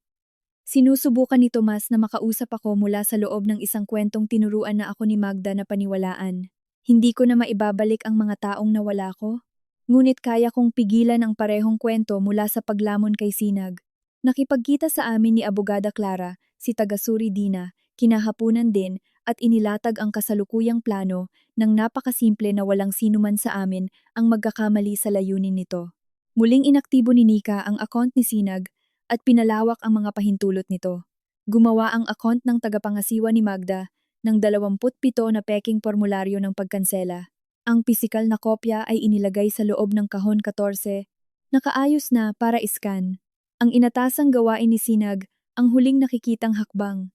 Papasok siya sa punerarya dala ang pansamantalang tsapa, iiskan ang mga formularyo, at pipiliin ang pagtibayin ang bulto ng arkibo. Ika-attach ng utos na iyon ang mga dokumento sa 20 na kontrata, sa paunang bayad, at maglalabas ng mga kahilingan sa pagbabalik bayad na naihanda na sa sistema. Naka-schedule ang kamera sa silid ng mga record na maging hindi aktibo. Walang ibang tsapa ng empleyado ang inaasahang pumasok sa palapag na iyon. Ipapakita ng bakas ng pagsusuri na inilalagay ng pangalan ng gumagamit ni Sinag ang mga formularyo habang ipapakita naman ng sistema ng pagpasok na nasa loob siya ng gusali sa mismong oras na mangyari ang pagpapalabas ng ibabalik na pera. Hindi gagalaw ang pera dahil naintindihan niya kung ano ang ginagawa niya, sabi ni Tagasuri Dina. Gagalaw iyon dahil may nagbuo ng proseso kung saan ang isang ordinaryong utos sa arkibo ang magpapagana sa trabahong natapos na sa likod ng screen. Nakaupo si Sinag sa tabi ko habang ipinapaliwanag ito. Tapos sasabihin nilang ako ang gumawa ng mga formularyo? Mayroon silang ebidensya na dinisenyo para ipahiwatig iyon. Sumagot si Abogada Clara. Iyan ang dahilan kung bakit mahalaga ang pagpapanatili ng mga mensahe at ang pagpigil na makapasok ka sa gusali. Natagpuan din ni Tagasuri Dina ang motibo na nilayo nilang ilakip kay Sinag. Noong tag-araw, tinanong ni Sinag si Nika kung nag-aalok ba ang Valderrama Memorial Services ng tulong sa kolehiyo para sa mga pansamantalang empleyado. Hinayaan din niya si Nika na basahin ang isang sanaysay para sa scholarship na naglalarawan kung gaano siya nag-aalala sa matrikula at kung gaano ako nagtrabaho ng husto upang suportahan kami. May kopya pa rin si Nika ng sanaysay na iyon at bilang kasaysayan sa email ng kumpanya niya, nakatitig sa mesa ang anak ko. Sinabi niya sa akin na ang sanaysay ay nagpapamukhang responsable ako. Nag-iipon siya ng dahilan, sabi ko. Nanlumo ang mukha ni Sinag, paniniwalaan siya ng lahat. Siya ang nagpapatakbo ng punerarya, ako lang yung babaeng may lihim na salita. Ikaw din ang babaeng hindi kailanman pumasok sa gusali, hindi kailanman nagbukas ng kahon, at hindi kailanman hinawakan ng account kaninang umaga, sabi ko sa kaniya.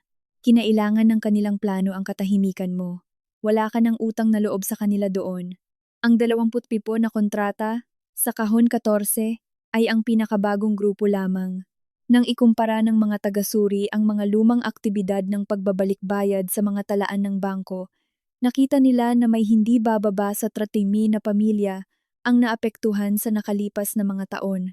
Ilan dito ay kinasasangkutan ng mga taong patay na. Ang iba ay mula sa mga kliyenteng buhay pa at naniniwalang buo na nilang nabayaran ang kanilang mga libing. Isang mag-asawa ang gumugol ng 12 taon sa pagbabayad buwan-buwan para hindi manahin ng kanilang mga anak ang gastos sa burol. Ang kwenta nila ngayon ay naglalaman ng wala pang isang kapat ng kanilang idineposito. Ang investigasyon ay hindi na lamang tungkol sa kung ano ang binalak ng pamilya kong gawin kay Sinag. Tungkol na ito sa mga taong nagtiwala sa pangalang Valderrama noong panahon ng pinakamahinang desisyon sa buhay nila. Sumagot si Magda sa pamamagitan ng paglalathala ng sarili niyang bersyon muna. Inilarawan ako sa kaniyang pahayag sa social media bilang isang suwail na anak na biglang kumansela sa isang pampamilyang bakasyon sa Pasko. Inilabas ang isang menor de edad sa Baguio at nagbahagi ng kumpidensyal na impormasyon ng negosyo dahil sa isang pribadong di pagkakasundo. Iginiit niyang pinasok ni Sinag ang mga limitadong talaan at tinawag siyang isang emosyonal na hindi matatag na teenager na hinihikayat na gumanti laban sa mga kamag-anak. Hindi niya binanggit ang pansamantalang tsapa, ang muling inaktibong account o ang 20 patibo na suspendido na mga ibabalik na pera. Kumalat ang pahayag sa San Isidro sa loob ng ilang oras. May ilang nagtanggol kay Magda dahil inilibing ng Valderrama Memorial Services ang kanilang mga magulang at lolo't lola. Sumulat ang ilang empleyado na natatakot silang mawalan ng trabaho. Ang iba ay nagtanong kung bakit kailangan ng isang nakasarang punerarya na magtrabaho ang isang teenager ng mag-isa sa bisperas ng Pasko. Ilang komento lang ang binasa ni Sinag bago ibaba ang kaniyang telepono. Ginawa niya akong mapanganib pakinggan. Gusto kong sagutin ang bawat paratang pero pinigilan ako ni Abogada Clara. Hindi maaaring diktahan ng pampublikong galit ang ebidensya. Naglabas siya ng isang maikling pahayag sa ngalan namin. Kinukumpirmang hindi pumasok si Sinag sa Valderrama Memorial Services noong Disyembre 24. Hindi pinasok ang sistema nito noong umagang iyon at nakikipagtulungan kami sa pamamagitan ng abogado sa mga tamang awtoridad. Hindi kami nag-alok ng karagdagang pampublikong argumento. Sa unang pagkakataon, hindi ako nagmakaawa sa aking ina na intindihin ako o ipaliwanag kung bakit ginawa ko ang responsabling pagpili. Hinayaan kong ang mga record ang sumagot sa kaniya. Tumawag si Tagasuri Dina noong gabing iyon bitbit ang huling tuklas. Nabawi ng bangko ang panloob na deskripsyon na nakakabit sa paglilipat ng pera na dapat papaganahin ng bulto 4 na. Ang mga salita ay inilagay na bago pa man natanggap ni Sinag ang tsapa. Ang memo ay mababasang S. Pineda paunang pondo sa edukasyon. Hindi lamang sila naghanda para ipangalan ang pagnanakaw sa aking anak. Inihanda nila ang dahilan na inaasahang paniniwalaan ng lahat kung bakit niya ginawa iyon.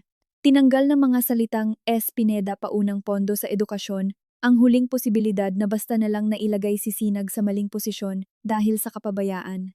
May nag-isip ng kaniyang motibo bago siya pumasok sa gusali.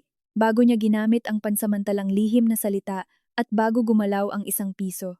Inihanda nila hindi lamang ang ebidensya laban sa kaniya, kundi pati na rin ang kwentong sasabihin ng mga tao tungkol sa kung bakit niya ito ginawa. Inayos ni Abogada Clara ang pagpupulong sa kaniyang opisina makalipas ang 2 araw. Tumanggi siya sa hiling ni Magda na magkita ng palihim sa bahay ng Valderrama kung saan ang bawat usapan ay pwedeng gawing alitan sa pamilya. Ang silid pulungan ni Abogada Clara ay may mahabang mesa, isang sistema ng pagre-record at mga bintanang nakatitig sa isang malamig na paradahan. Dumalo si Tagasuri Dina Valdez kasama ang isa pang kinatawan mula sa Komisyon ng Siguro. Dumating sina Magda, Nika, at Lando, na may kasamang mga abogado. Hindi sumama si Sinag. Hindi ko siya uutusang umupo sa harap ng mga taong naghanda na ipangalan ang pagnanakaw sa kaniya. Nanatili siya sa hotel, kasama ang isang katulong ni Abogada Clara, at alam niyang sasabihin ko sa kaniya kung ano lamang ang kailangan niyang marinig. Pumasok si Magda suot ang madilim na asul na kasuotan na ginagamit niya para sa mga tanghalian para sa kawanggawa at mahihirap na burol. Mukha siyang pagod pero kalmado. Nanatili ang mata ni Lando sa mesa. Nakatitig sa akin si Nika na parang ako mismo ang gumawa sa bawat dokumento na nakuha ng mga investigador. Bago pa may formal na magsimula, sumandal siya paharap at nagsabi, "Paano mo nagawa ito sa sarili mong pamilya?" Iba na ang tunog ng pangungusap na iyon sa silid na ito. Noong bisperas ng Pasko, isa itong tili tungkol sa kinanselang tiket. Ngayon ay isa na itong akusasyon na ginawa habang may mga abogadong nakaupo sa tabi ng ebidensyang nagpapakita ng ginawa nila sa anak ko.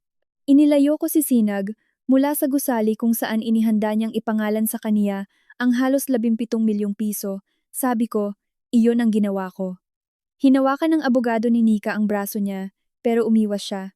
Sinira mo ang punerarya bago pa may makapatunay na may ninakaw na pera. Itinama siya ni Tagasuri Dina nang hindi itinataas ang boses.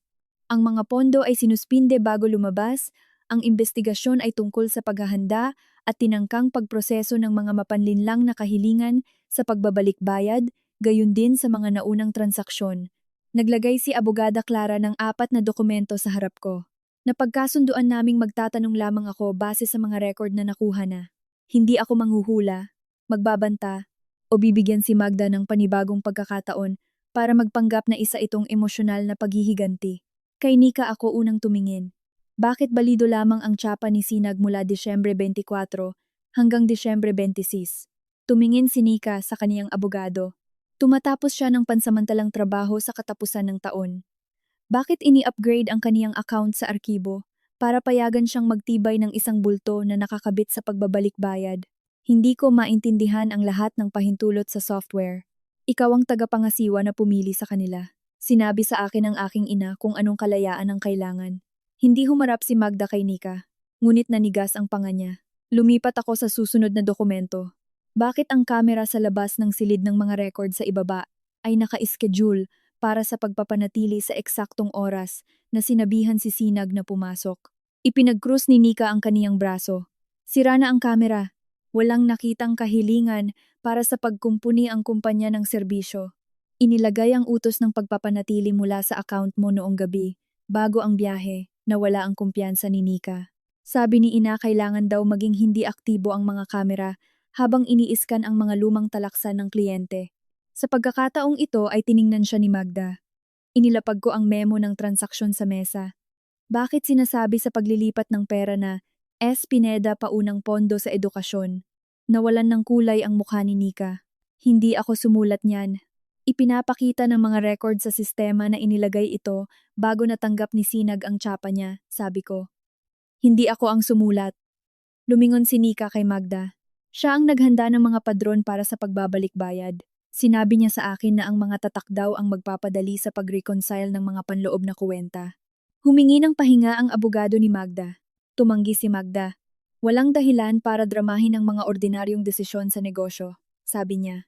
Ang Valderrama Memorial Services ay dumanas ng pansamantalang kakulangan sa pera, naantala ang mga bayad sa siguro, tumaas ang gastos sa pagpapatakbo, at kailangan pa ring paswelduhin ang mga tao. Nagtanong si Tagasuri Dina, inaamin mo ba na ang mga paunang bayad na pondo ng customer ay inilipat para sa gastos sa negosyo? Sinasabi ko na ang pera ay inilipat ng pansamantala para maprotektahan ang institusyong may pananagutan sa paglilingkod sa mga kliyenteng iyon. Hindi pinahintulutan ng mga kontrata ang mga paglilipat na iyon. Ang mga kontrata ay hindi kumukuha ng 42 tao. Humarap si Magda sa akin na parang wala ng halaga si taga-Suridina at ang mga abogado. Kung sasara ang punerarya, 42 empleyado ang mawawalan ng kita. Ang mga pamilyang may naka-schedule na serbisyo ay walang mapupuntahan. Hindi pwedeng i-hold ang mga bangkay habang nagdedebate ang mga autoridad sa mga papeles. Pamilyar ang argumento dahil ginamit na niya ito laban kay Tomas. Bawat ninakaw na piso ay naging nasagip na trabaho. Bawat pekeng dokumento ay naging aksyon ng pagiging responsable. Sino mang tumutol ay hindi nagtatanggol sa mga kliyente, kundi naglalagay sa komunidad sa panganib. Hindi mo hiniram ang pera, sabi ko. Kinuha mo ito mula sa mga taong nagtiwala sa iyo habang pinaghahandaan nila ang kanilang pagkamatay.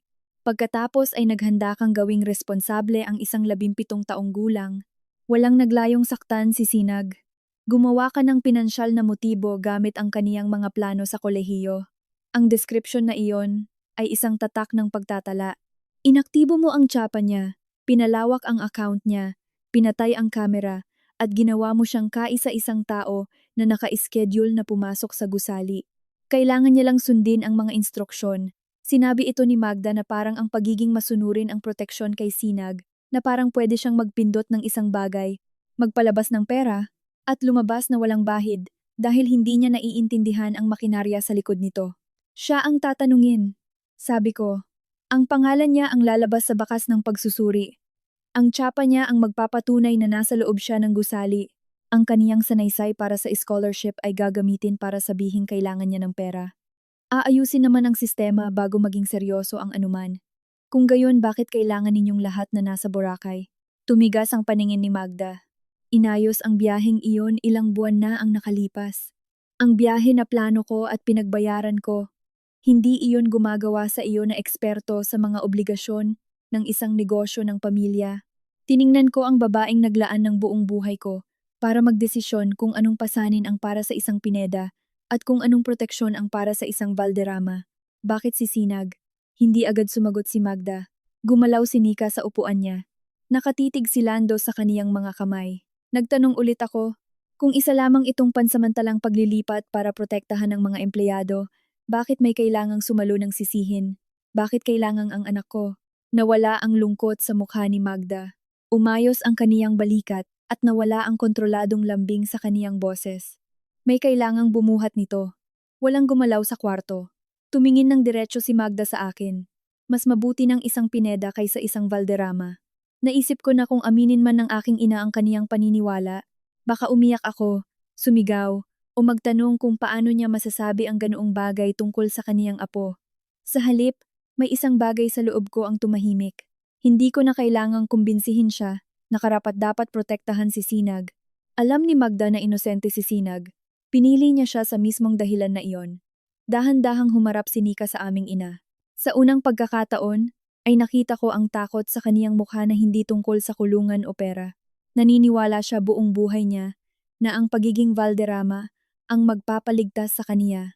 Ngayon, nakaupo siya sa tabi ng isang babaeng umamin lang na ang kaligtasan ay nakadepende sa palaging pagkakaroon ng ibang taong pwedeng isakripisyo. Isinara ni taga-Suridina ang folder sa harap niya.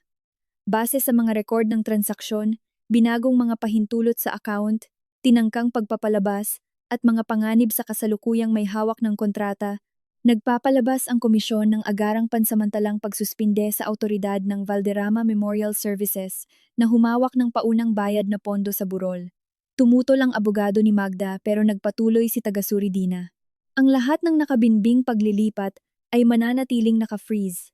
Isang malayang tagapag-ingat ang kukuha ng kontrol sa mga talaan ng customer at susuriin ang mga aktibong kontrata.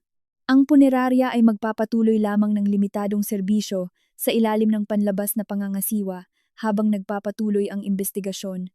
Sa wakas ay nagsalita si Lando. Wala akong alam na nangyayari ito. Humarap ako sa kaniya. Ang pirma mo ang nag-autorisa sa mga tagapamagitang kwenta ng negosyo. Si Magda ang humawak ng pinansyal. Pumipirma ako sa kung ano ang inilalagay niya sa harap ko. Sinabi mo rin iyan nang maglabas ng hinaing si Tomas noong 2008. Tumingin siya sa akin. Tumayo ka sa tabi niya habang tinatawag niya siyang magnanakaw. Pagpapatuloy ko. Pinirmahan mo ang mga papeles na naglayo sa kaniya sa akin. Pinrotektahan mo ang pangalang Valderrama dahil mas nakagaan ng pakiramdam mo sa pananagutan ang walang alam. Hindi ko kailanman binago ang kaniyang mga record. Pero alam mong may mali. Tumingin si Lando kay Magda. Binigyan siya ni Magda ng napakaliit na pag-iling. Napansin ito ni Lando. At anumang katapatan ang nagpatahimik sa kaniya, sa loob ng 18 taon ay nasira rin. Humingi siya ng pahintulot sa kaniyang abogado na kunin ang isang bagay sa kaniyang kotse. Iginigiit ng abogado na samahan siya. Bumalik sila na may dalang brown na folder. Inilapag ito ni Lando sa mesa ngunit nandoon ang isang kamay niya sa ibabaw. Nasa vault ito sa aming bahay mula pa noong 2008. Sa loob ay may borador ng kasunduan na inialok kay Tomas matapos ibigay ang binagong mga record. Nagmungkahi si Magda na bayaran siya ng sapat para makaalis sa San Isidro at bumuo ng panibagong buhay sa ibang lugar. Kapalit nito, aakuin niya ang kasalanan para sa nawawalang pera, isusuko ang anumang laban sa Valderrama Memorial Services at sasang-ayong hindi ako kokontakin nang walang pahintulot niya. Hindi ito pinirmahan ni Tomas kailanman. Sa gilid, sa tabi ng halagang ibabayad, ay may nakasulat sa sulat kamay ni Magda. Kinakailangan para maprotektahan ang pangalan ng Valderrama. Itinulak ni Lando ang dokumento patungo sa akin. Alam ng ina mo na inosente si Tomas bago pa siya makaalis ng bayan. Ang folder ni Lando ay hindi nagtapos sa kaso. Tinapos nito ang abilidad ng pamilya na magpanggap na walang kaso. Nagpatuloy ang investigasyon hanggang sa taglamig at sumunod na mga buwan. Bawat ilang linggo, panibagong dokumento ang dumadating sa opisina ni Abogada Clara, mga talaan sa kuwenta, mga natuklasan sa pagsusuri, abiso sa paglilisensya, sinumpaang pahayag, at mga liham mula sa mga abogadong dating nagtuturing na ang nawawalang pera ay isang panloob na hindi pagkakaunawaan lang. Inabot ng buwan ang katotohanan dahil nakatago ito sa loob ng maraming taon. Maingat na pinaghiwalay ng huling pagsusuri ni Tagasuri Dina ang mga responsibilidad. Si Magda ang nagdisenyo ng sistema ng pagbabalik bayad.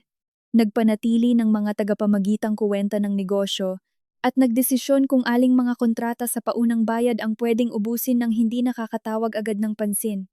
Siya ang gumawa ng mga padron na ginamit sa Kahon 14 at ipinagpatuloy ang parehong paraan na minsan nang naglagay sa pagnanakaw sa pangalan ni Tomas Pineda. Sinika ang nagdala ng kasalukuyang pagtatangka.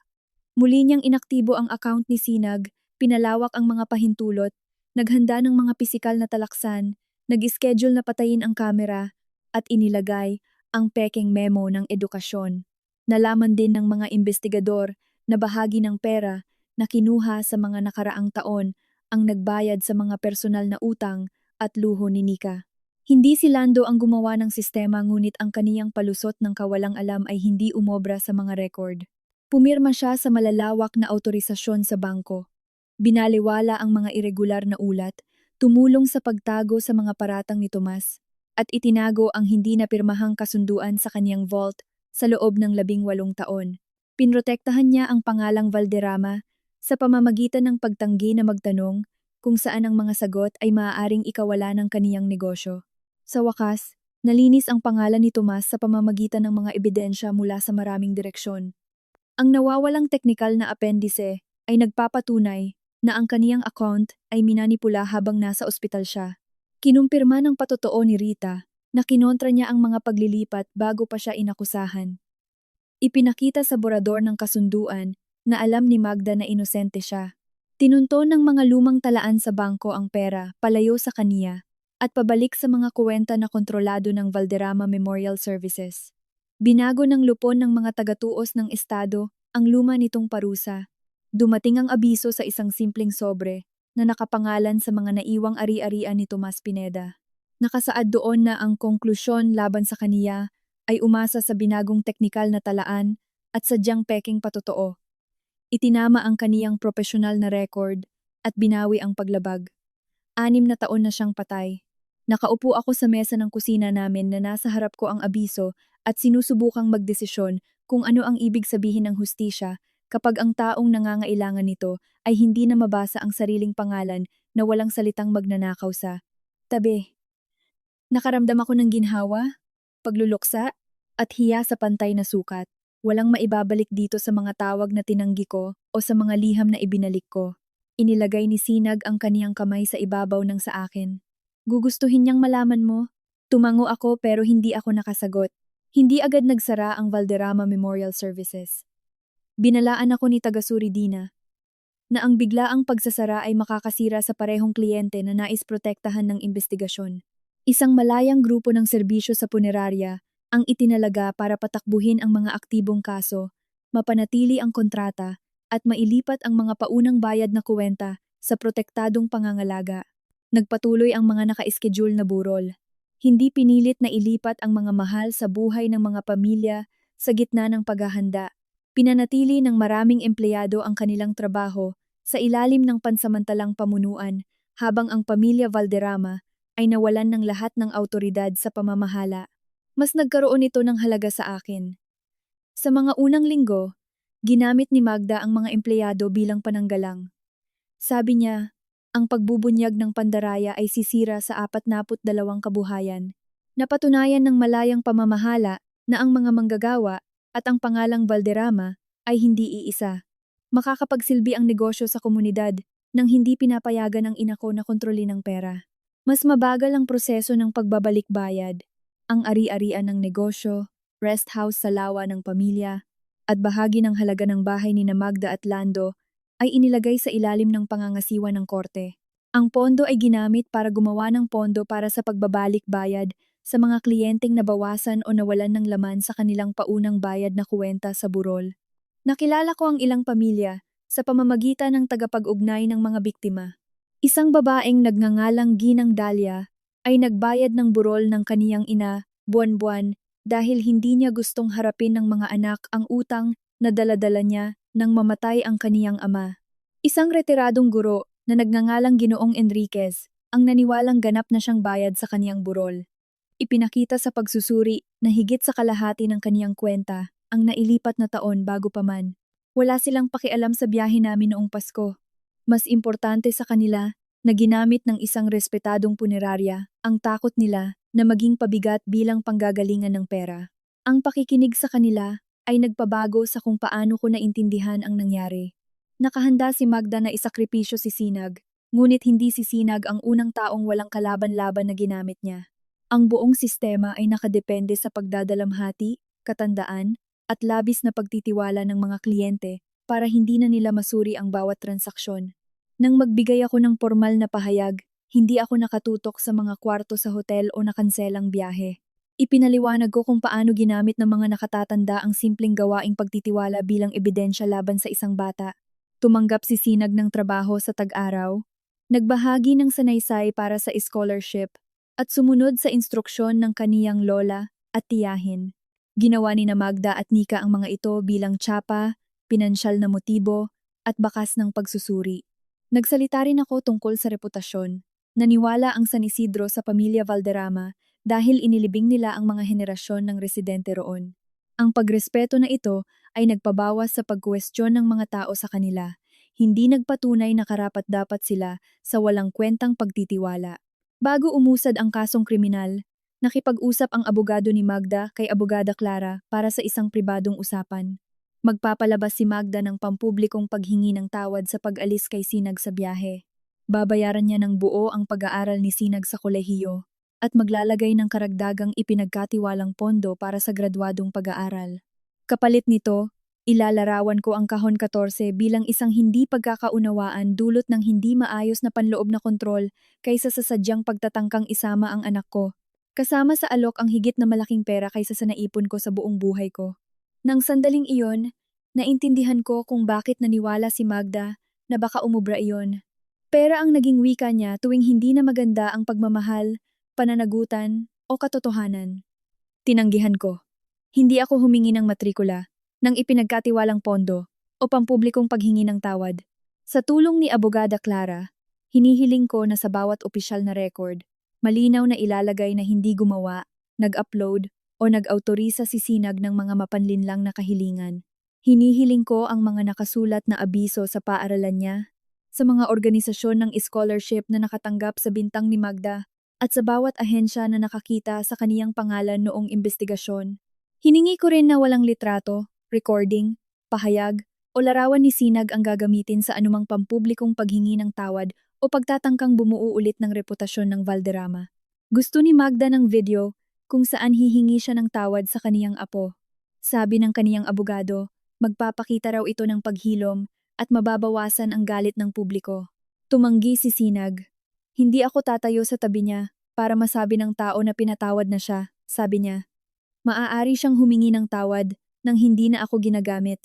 Iyon ang pinakamalinaw na hangganan na sinabi ng anak ko kailanman. Hindi niya tinaas ang kaniyang boses o itinanong sa akin kung pwede iyon. Nagdesisyon lang siya. Pumayag si Nika sa huli na makipagtulungan.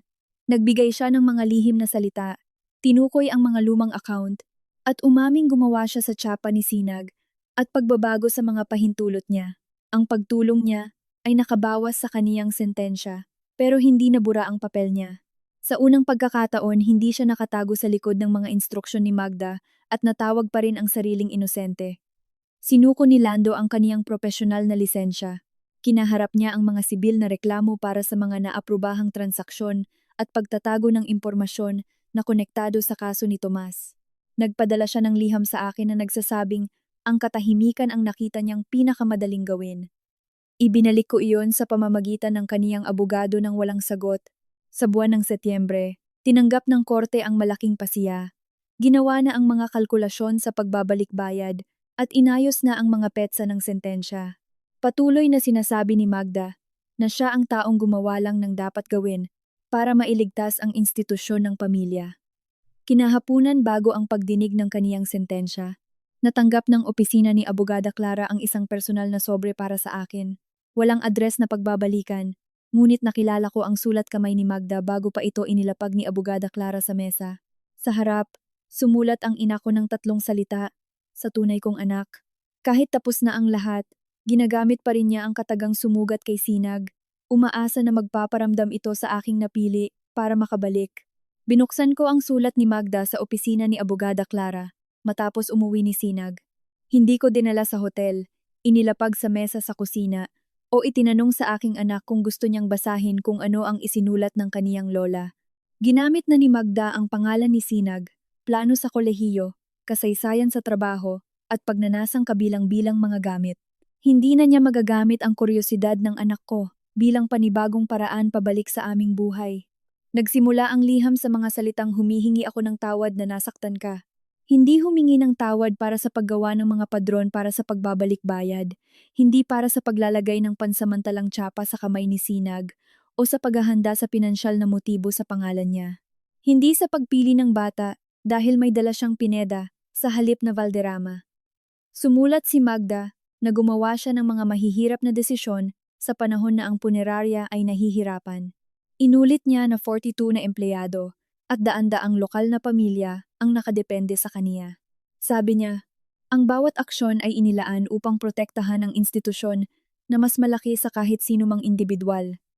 Pagkatapos, ay tinawag niya akong tunay na anak. Sinabi niya na gumawa ng mga masasamang pagpili si Nika, hindi na unawaan ni Lando ang pinansyal, at pinilit ni Tomas ang pamilya sa pampublikong issue na dapat ay pribado na lang.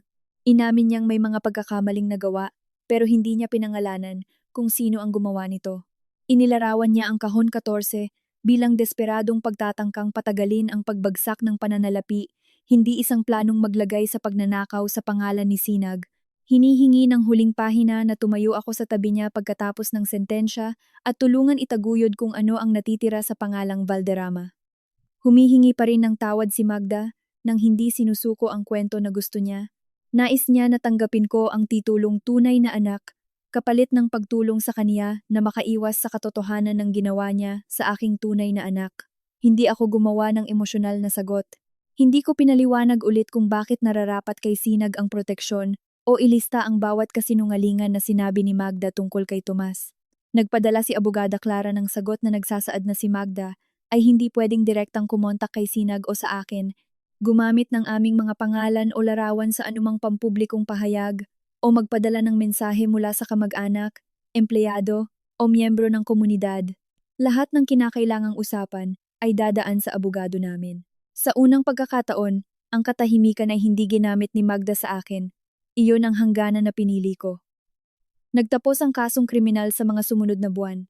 Inamin ni Magda ang pagiging nagkasala sa pandaraya, paggawa sa pekeng mga talaang pinansyal, at labag sa batas na paggamit sa personal na impormasyon ng iba. Inamin niya sa pag-amin na ang mga katibayan ni Sinag ay ginawa para gumawa ng peking bakas ng pagsusuri kahit patuloy niyang pinaninindigan sa korte na hindi niya inaasahang masasaktan ang anak ko. Inamin ni Nika ang pagiging kasabwat. Ang pag-amin niya, pagbibigay ng mga lihim na salita, at testimonya ay nagpababa sa sentensya niya, pero hindi nakabura sa kung ano ang ginawa niya. Inamin niyang ginawa niya ang tsapa. Pinalitan ang mga pahintulot ni Sinag, tinanggal ang kamera, at inilagay ang memo ng edukasyon. Nilinaw ng hukom na ang pagsunod sa magulang ay hindi nagbibigay rason sa paggawa ng ebidensya laban sa isang menor de edad. Nawalan si Lando ng punerarya, propesyonal na lisensya, at mga ari-arian na konektado sa negosyo. Hindi tinrato ng korte bilang inosente ang hindi niya pagkakaintindi dito. Pumirma siya ng mga autorisasyon, tinago ang kasunduan kay Tomas, at iginugol ang mga taon sa pagiging benepisyaryo sa pamamagitan ng hindi pagtatanong sa mga bagay-bagay. Binili ng malayang operator ang serbisyo ng Valderrama Memorial Services sa huli. Natanggal ang pangalang Valderrama sa gusali, ngunit inalok ang mga empleyadong tapat sa ilalim ng bagong kumpanya. Nagsimula magbigay ng mga bayad ang pondo para sa pagbabalik bayad sa mga naapektuhan sa bawat bahagi nito.